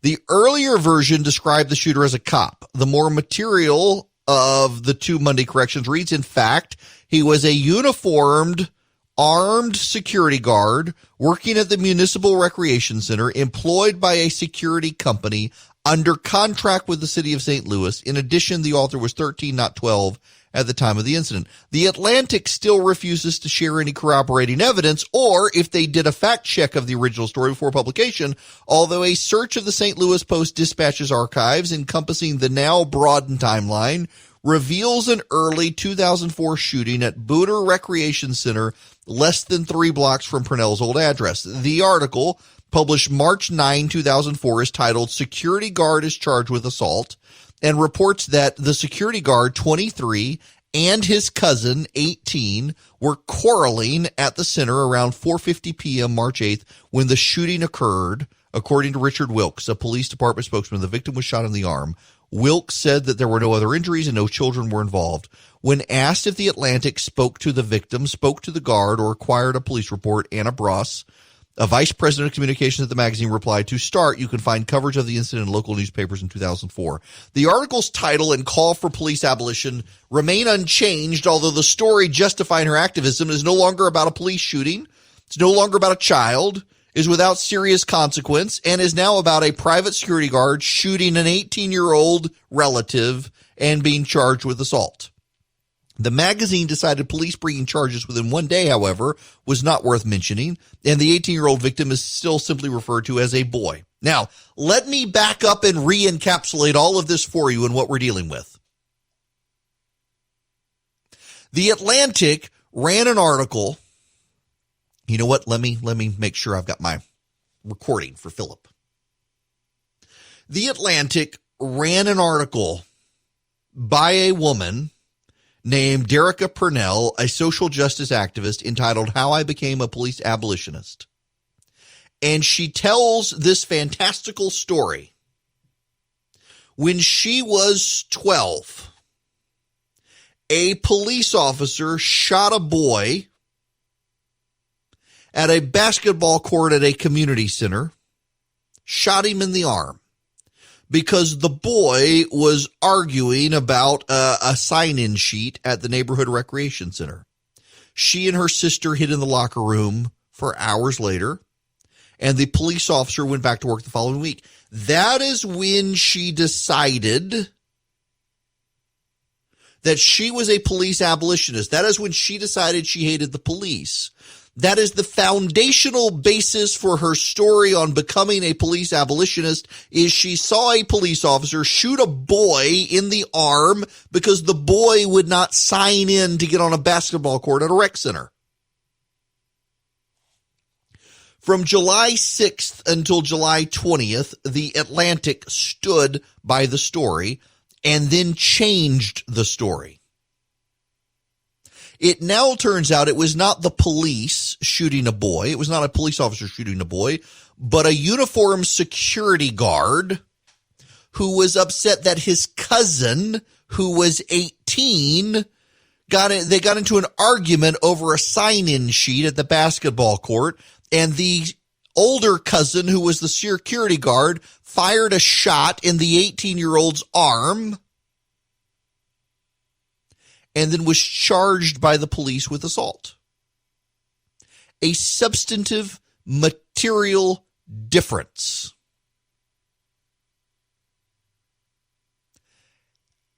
How is it that the Atlantic would run an article by a social justice advocate, activist, saying that this was the seminal moment in her mind the police were bad? She saw a police officer shoot an unarmed boy in the arm because the boy refused to do a sign-in at a basketball court. And now it turns out it wasn't a boy, it was an 18-year-old. It was a 20-year-old security guard, 23-year-old security guard, who actually shot his cousin in the arm.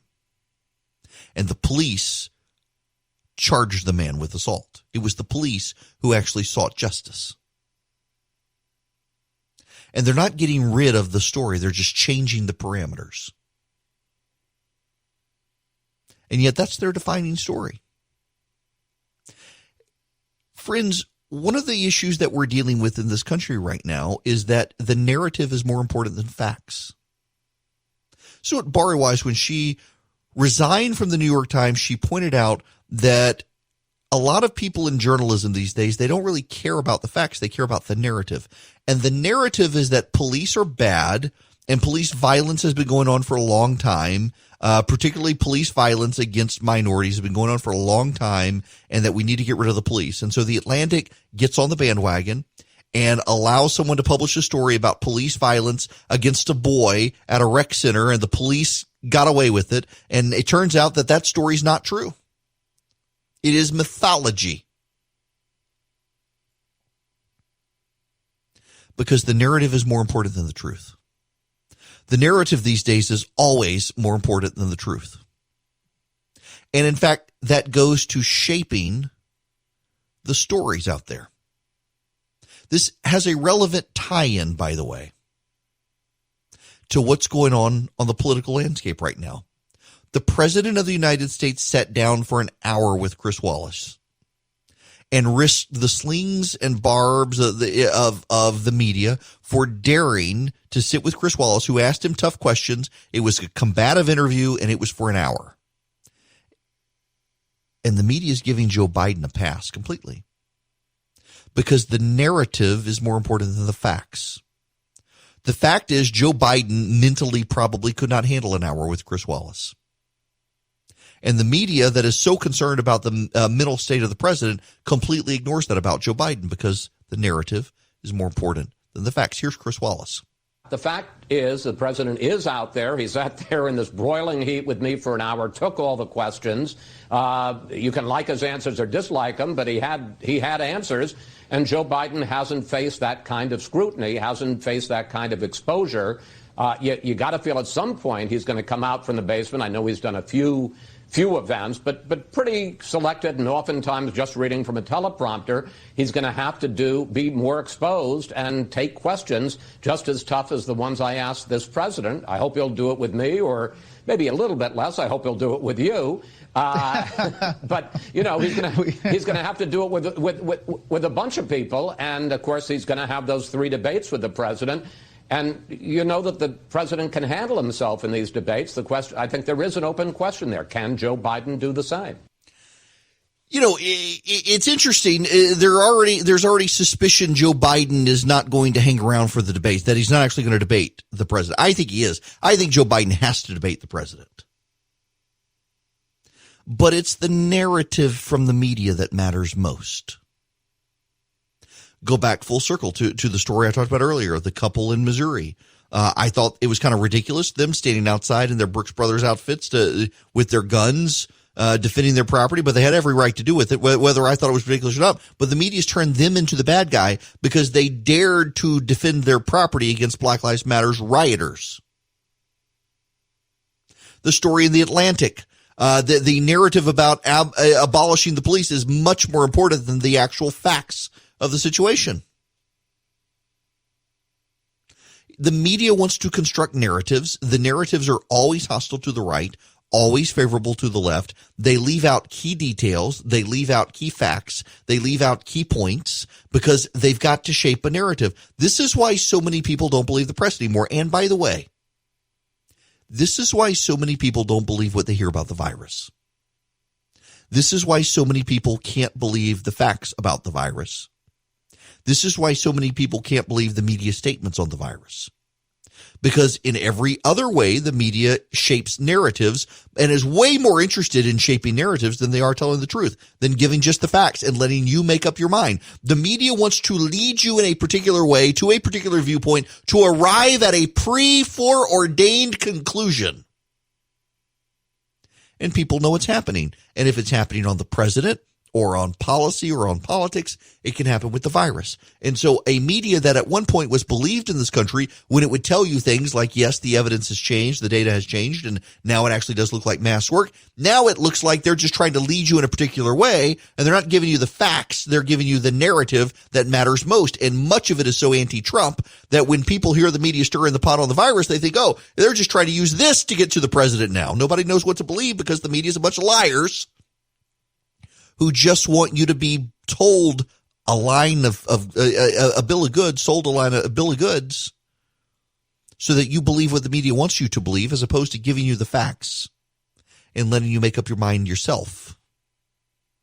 It is fake news and guided news and shaped news and manufactured news designed to get you to arrive at a particular conclusion. And to the extent that you refuse to go along for the ride, you're a bigot, a hater, a racist, a homophobe, and the like. The media's got to shame you for daring to think for yourself. Well, we appear to not be alone on this front with the Board of Pardon and Paroles. My buddy Doug Turnbull, who does traffic over at WSB, sent me this story. A Montana man who originally faced dozens of felony child sex abuse charges has received a deferred sentence of 1 year after agreeing to a plea deal. According to the Great Falls Tribune, William Edward Miller Jr., 51 of Great Falls, was arrested in February 2019 after a 14-year-old girl accused him and an 11-year-old boy of raping her. Later that year, he was charged with another 64 counts of felony child sex abuse after investigators found child porn and images of bestiality on his devices. But Miller later reached a plea deal with prosecutors that dismissed the majority of the charges. He ended up pleading guilty to 1 count each of felony child sex abuse and misdemeanor unsworn falsification. On Monday, Cascade County District Judge Elizabeth Best handed down 2 concurrent sentences in the case. A year-long deferred sentence with unsupervised probation for the felony and 6 months in county detention for the misdemeanor. In the latter sentence, the judge also credited Miller with more than a year of time served. Under a deferred sentence, felony charge could be wiped off his record. Wow. I'm noticing a trend across this country of not taking sex crimes against children as seriously as what we once did. And that to me is deeply problematic and very dangerous and sad. And we should be vigilant. It's one reason we should be very concerned about the Board of Pardon and Paroles here in the state. For those of you who have not heard, have not paid attention, the Board of Pardon and Paroles in the state allowed out of prison after 7 years a man sentenced to 1,000 years in prison, who the judge called the most prolific collector of child pornography on planet Earth. The man had images and videos of children being raped, tortured, and sexually abused. The judge sentenced him to 1,000 years in prison to make sure he could never get out, and the Board of Pardon and Parole let him out anyway. And there needs to be an investigation. Tell you what else there needs to be an investigation. And while the governor of Georgia is sending the National Guard to Atlanta, I'm hoping he may consider sending the National Guard to Macon. Where I live, I got a vested interest in this. We need the National Guard in Macon. Macon is rapidly, it looks like, becoming the murder capital of Georgia.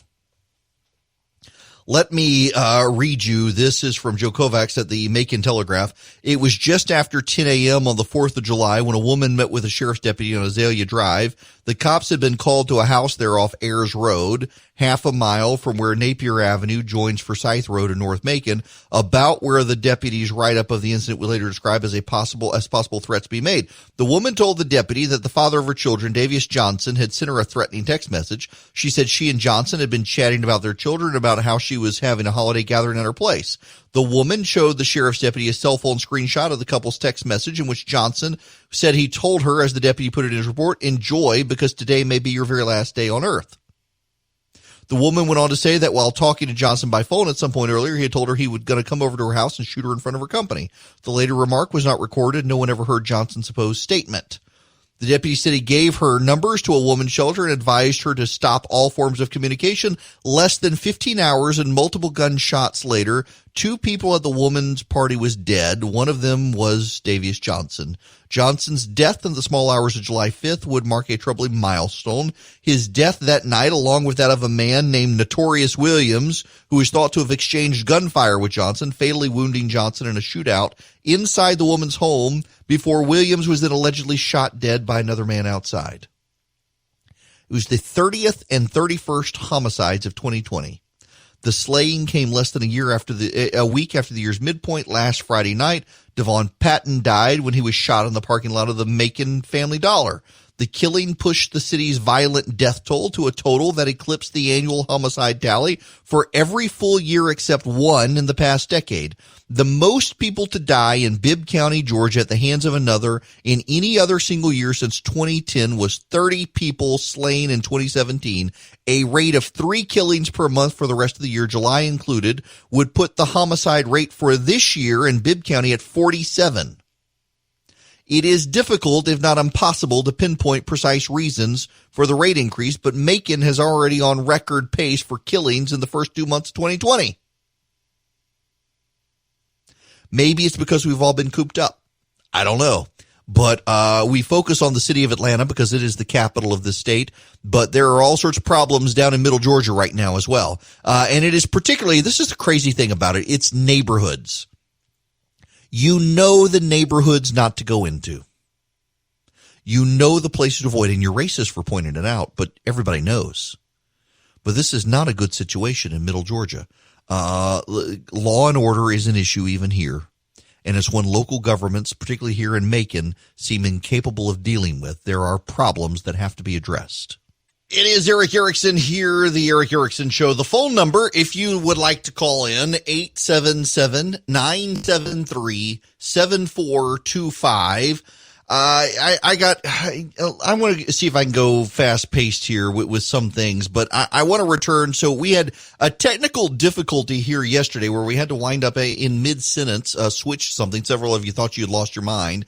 You hadn't. So I do this show out of my house. It gets routed, through, the studio in Atlanta and, then broadcast out via satellite to all of our affiliates, and someone in the building changed the routing. So I was going through my studio and then to the satellite, and suddenly I wasn't. And we thought my line had dropped. It turns out it hadn't dropped. Someone had pushed a button and was sending me to some other studio. But nonetheless, it caused a mess up. So I want to return to what I was trying to talk about here at the end of the show yesterday. J.I. Packer has died. He is one of the most famous theologians in the 20th century. He's a Protestant Reformed theologian.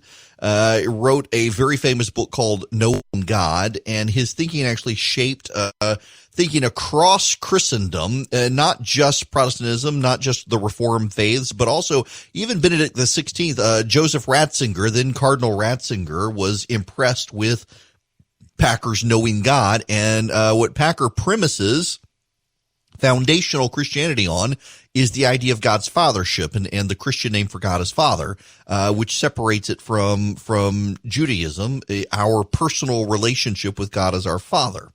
And Ratzinger wrote favorably of this. It shaped some of his thinking. So Packer is one of those few Protestant Reformed theologians who has also impacted Catholic thinking on God. It's a notable loss, and in light of R.C. Sproul dying as well, you've got Tim Keller now with pancreatic cancer. It's Christianity seems to be losing some of its 20th, early 21st century giants along the way. Keep Tim Keller in your prayers. I want to focus on this, though, because it's relevant to politics. You'll have to forgive me for tying Packer, who was British, couldn't care less about American politics, tying all this stuff together.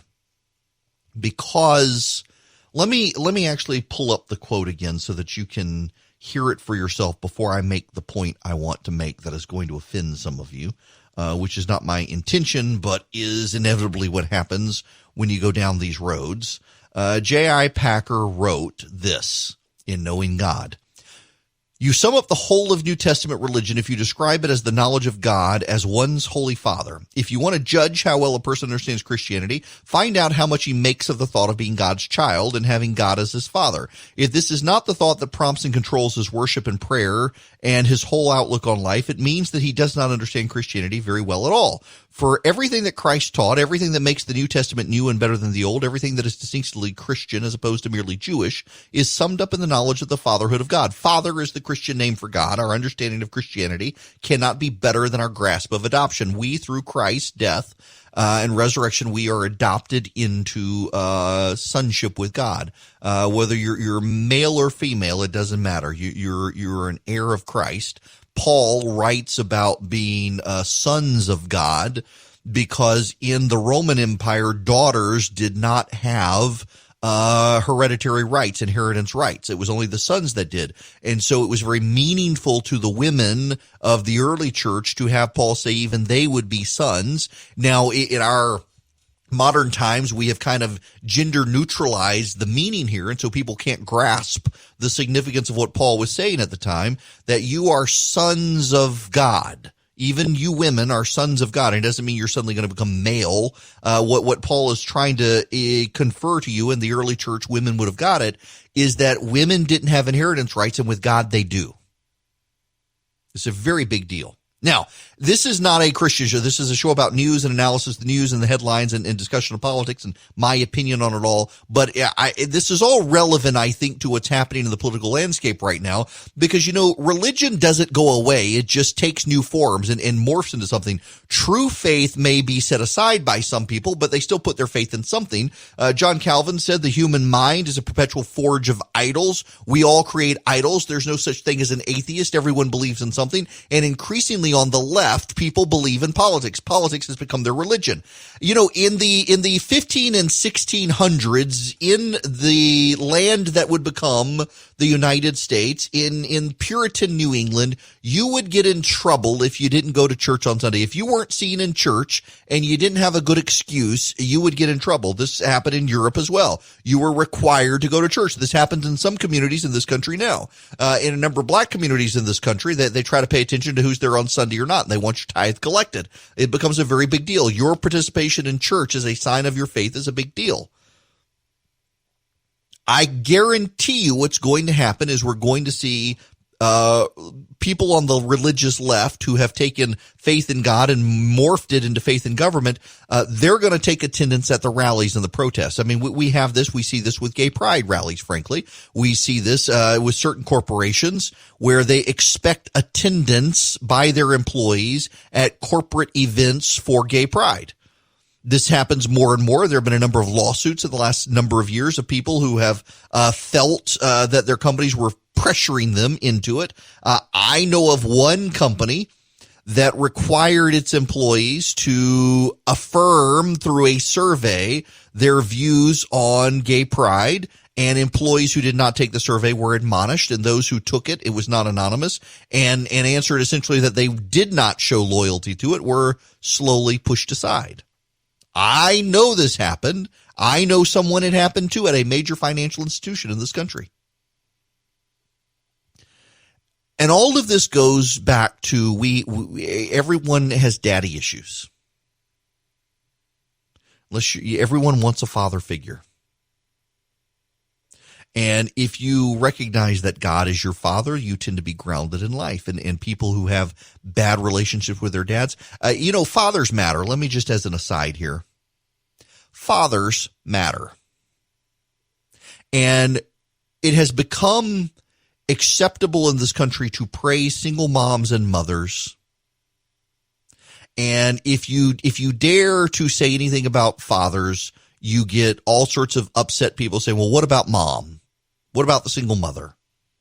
Well, you know what? God bless them, but I'm talking about dads right now. Stop being so self-interested, self-centered. Dads matter. In the Old Testament, Noah's children and wife were allowed on the ark not because of anything they did, but because Noah was found righteous in God's eyes. Noah's family was saved because of Noah's righteousness. They did nothing, but God cared about Noah, and so his family could be safe. Dads matter. In this world, every single one of you listening right now probably knows someone who has a bad relationship with their father, and it affected them in some way, particularly girls. Girls who do not have good relationships with their fathers go out in search of a father figure, and more often than not wind up either pregnant or in bad marriages or some such because they're trying to find a father figure. Boys who have bad relationships with their fathers tend not to be good fathers themselves, or they struggle with it over time. It is something that stresses them out.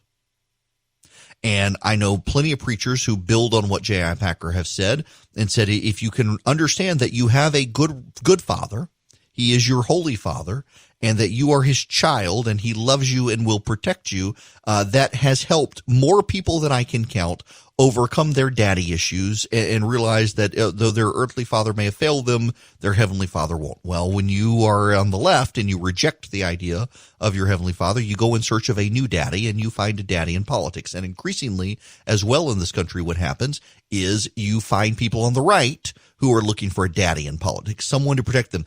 God can't protect them. Somebody in politics has to protect them. And on the right, they've gravitated towards Donald Trump. And on the left, they're gravitating towards activism and this brand new religion. And it's causing us across the board, left, right, and center, all sorts of problems. As everyone goes in search of daddy in politics, the left wants you attached to Uncle Sam's man boob. The right believes that daddy political Donald Trump should set the course for this whole country. And even on the right now, you're seeing people saying, well, maybe this whole individual thing is a bad idea because some people are individually going to make terrible choices. Maybe we should have maybe we should have Washington set national policy. No, as a conservative, I find that anathema. It's a horrible idea. And yet you're starting to see this happen across the board. And what happens in Christianity in America as well is we get all sorts of idol worship as people morph cultural religion and back into the church. So racial reconciliation becomes a thing. So listen, racial reconciliation, don't hear me wrong, I think is very important. I think the church should be colorblind. I would love to be in a church where we had black and white ministers together who we could hear from, because I have learned over time that my black friends from seminary put different emphasis on different syllables of faith. The story of the Exodus has a whole different meaning to a group of people whose ancestors were slaves. But we have a bunch of people now who decide that racial reconciliation itself is the part of the church that must be focused on, not the gospel itself, and we leave Jesus beside, and it becomes an idol and it causes problems. And you see the Southern Baptists having dabbled in critical race theory, which is a Marxist concept, and we gotta walk back from that. And the Southern Baptists are fighting that fight right now. And in the PCA where I am, we're still on the sexual fights. And can you actually from the pulpit proclaim that marriage is between a man and a woman? And in theory, yes, you can, but you would be surprised at a number of pastors within the conservative PCA denomination who have decided that, no, we really shouldn't say that because that'll turn off some people from coming in. We got to be loving. We can't accept the Manhattan Declaration or the Nashville Statement, which was a statement on marriage and biblical orthodox sexuality, because it'll leave people with a bad taste in their mouth. Well, Christianity is an exclusionary religion, and you might as well, when you get into the door, recognize that there are a lot of people, including some inside the door, who aren't actually going to wind up in heaven one day. Believe it or not. Well, all of this leaches out into the political sphere. You're all wondering, where is he going with this? It all leaches out into the political sphere where we want daddy political. We want a savior. All of us do. And increasingly, as everything becomes political in this country, we're trying to find that savior in politics, whether it's Donald Trump on the right or Joe Biden or Bernie Sanders or Alexandria Ocasio-Cortez on the left. But increasingly, we're finding it in protest. And we're finding it in movement outside the church. And this isn't just on the left, although it's most prominent on the left, where they've taken the aspects of religion and they've morphed it into society at large. Protest. I mentioned in the early church in this country, you could get in trouble if you didn't go to church. We're now beginning to see people get in trouble if they don't go to protest. I can easily see there being communities in Georgia, particularly in the metro area, where entire city blocks turn out for Black Lives Matter protests, but the one family doesn't, and that one family is shamed. Just as 500 years ago, they'd be shamed for not showing up at church on Sunday. Everyone's looking for a savior in politics, a father in politics, a strong man in politics, and it's coming in the form of protest. But it's not just the left. Look at some of these brain biblical donkeys who are evangelicals who support President Trump. On a daily basis, Christendom in America is embarrassed by people like Jerry Falwell Jr. or Robert Jeffries in Dallas, Texas, who they have made a part and parcel part of their faith support for Donald Trump. You can be a Christian in this country and support Donald Trump. You can be a Christian in this country and not support Donald Trump. To make support of a particular politician a tenet of your faith is heresy. And yet it's happening on the right. And I think that all of us should go back to J.I. Packer's quote.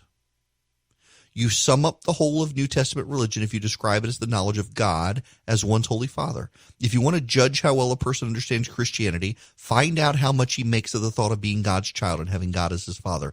If that is your foundational view of Christianity, God is your father raised you in a certain way, and you therefore should not behave in certain ways in society.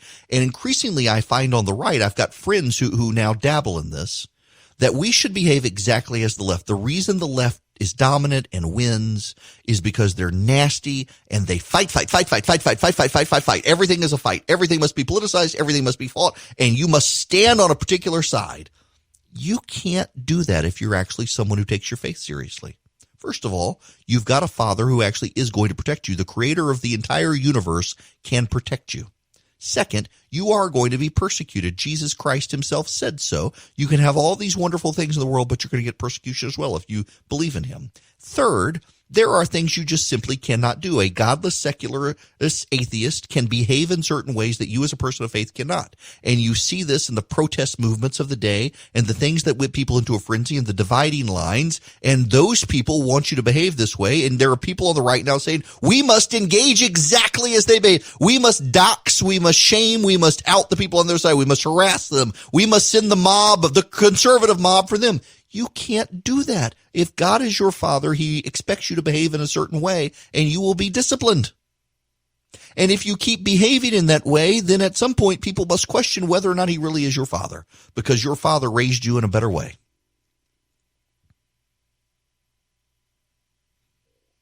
You, if you're a person of faith, cannot behave on the political landscape like the other side that doesn't believe in God.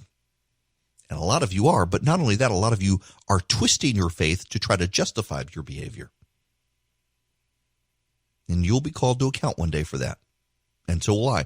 You know, when I started seminary several years ago, it was a year or so into it, I realized how often I was twisting my faith to conform to my politics. And it was really a wake-up call that actually I should be twisting my politics to conform to my faith. And there are so many people out there who try to justify all of their behavior and say, well, you know, I can get away with it because I'm a Christian and I'm saved.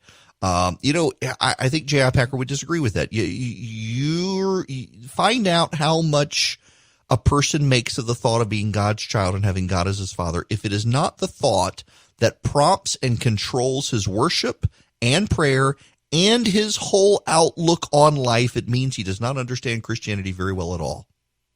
If you understand Christianity well at all, you should not be whipped into a frenzy with the mob these days, because you know what? You're only passing through, headed home to eternity, and it all works out in your favor. This program is brought to you by True Precision, which makes just awesome supplements to your firearms. Slides, triggers, barrels. You can get them at True Precision. Their website is true-precision.com. They are stylish works of art. Right? If you go to my Instagram feed, you can see the gun. I've got a Glock 43X. And True Precision upgraded the slide. They actually, they picked the whole thing out. I built it through them. The grip, the slides, I got to upgrade the trigger now, but the sights, the barrel, it's really awesome. It is a camo pattern. The grip, my wife doesn't particularly like it. She thinks it's too grippy. I think it's perfectly grippy. And now I found a guy here in Macon. They've got an outdoor range at their house, and I got to go. They're a friend of a friend, and I got to go hang out with them and shoot my gun. But you need to go to true-precision.com, and you need to check them out. You need to check them out because their gun upgrades are awesome. And if you can buy their slides and their barrels and stuff online, and if you use Eric, E-R-I-C-K, at checkout, you'll get 10% off. Cannot recommend them enough, y'all. I worked with them and built a gun. I'm so delighted to have them as an advertiser now. We're one of the few radio companies or radio shows that is willing to have gun advertisers. I absolutely am willing to have a gun advertiser, particularly one as awesome as True Precision. So thank you to them. True-precision.com is their website. Speaking of the Second Amendment, holy moly, the number of gun purchases in this country is going through the roof. On a daily basis, more people are buying guns, and ammo is becoming hard to find as a result. I'm having friends of mine trying to learn how to make ammo themselves because they're having a hard time finding it. But I went down a couple of weeks ago down to Barrow, down in Butler. It really is one of the most awesome gun stores out there. And they were slammed. They had so many people in there. And I'm hearing Clyde's Armory is the same way, Adventure Outdoors, Shot Spot in Carrollton. People are just, wow, people are buying guns.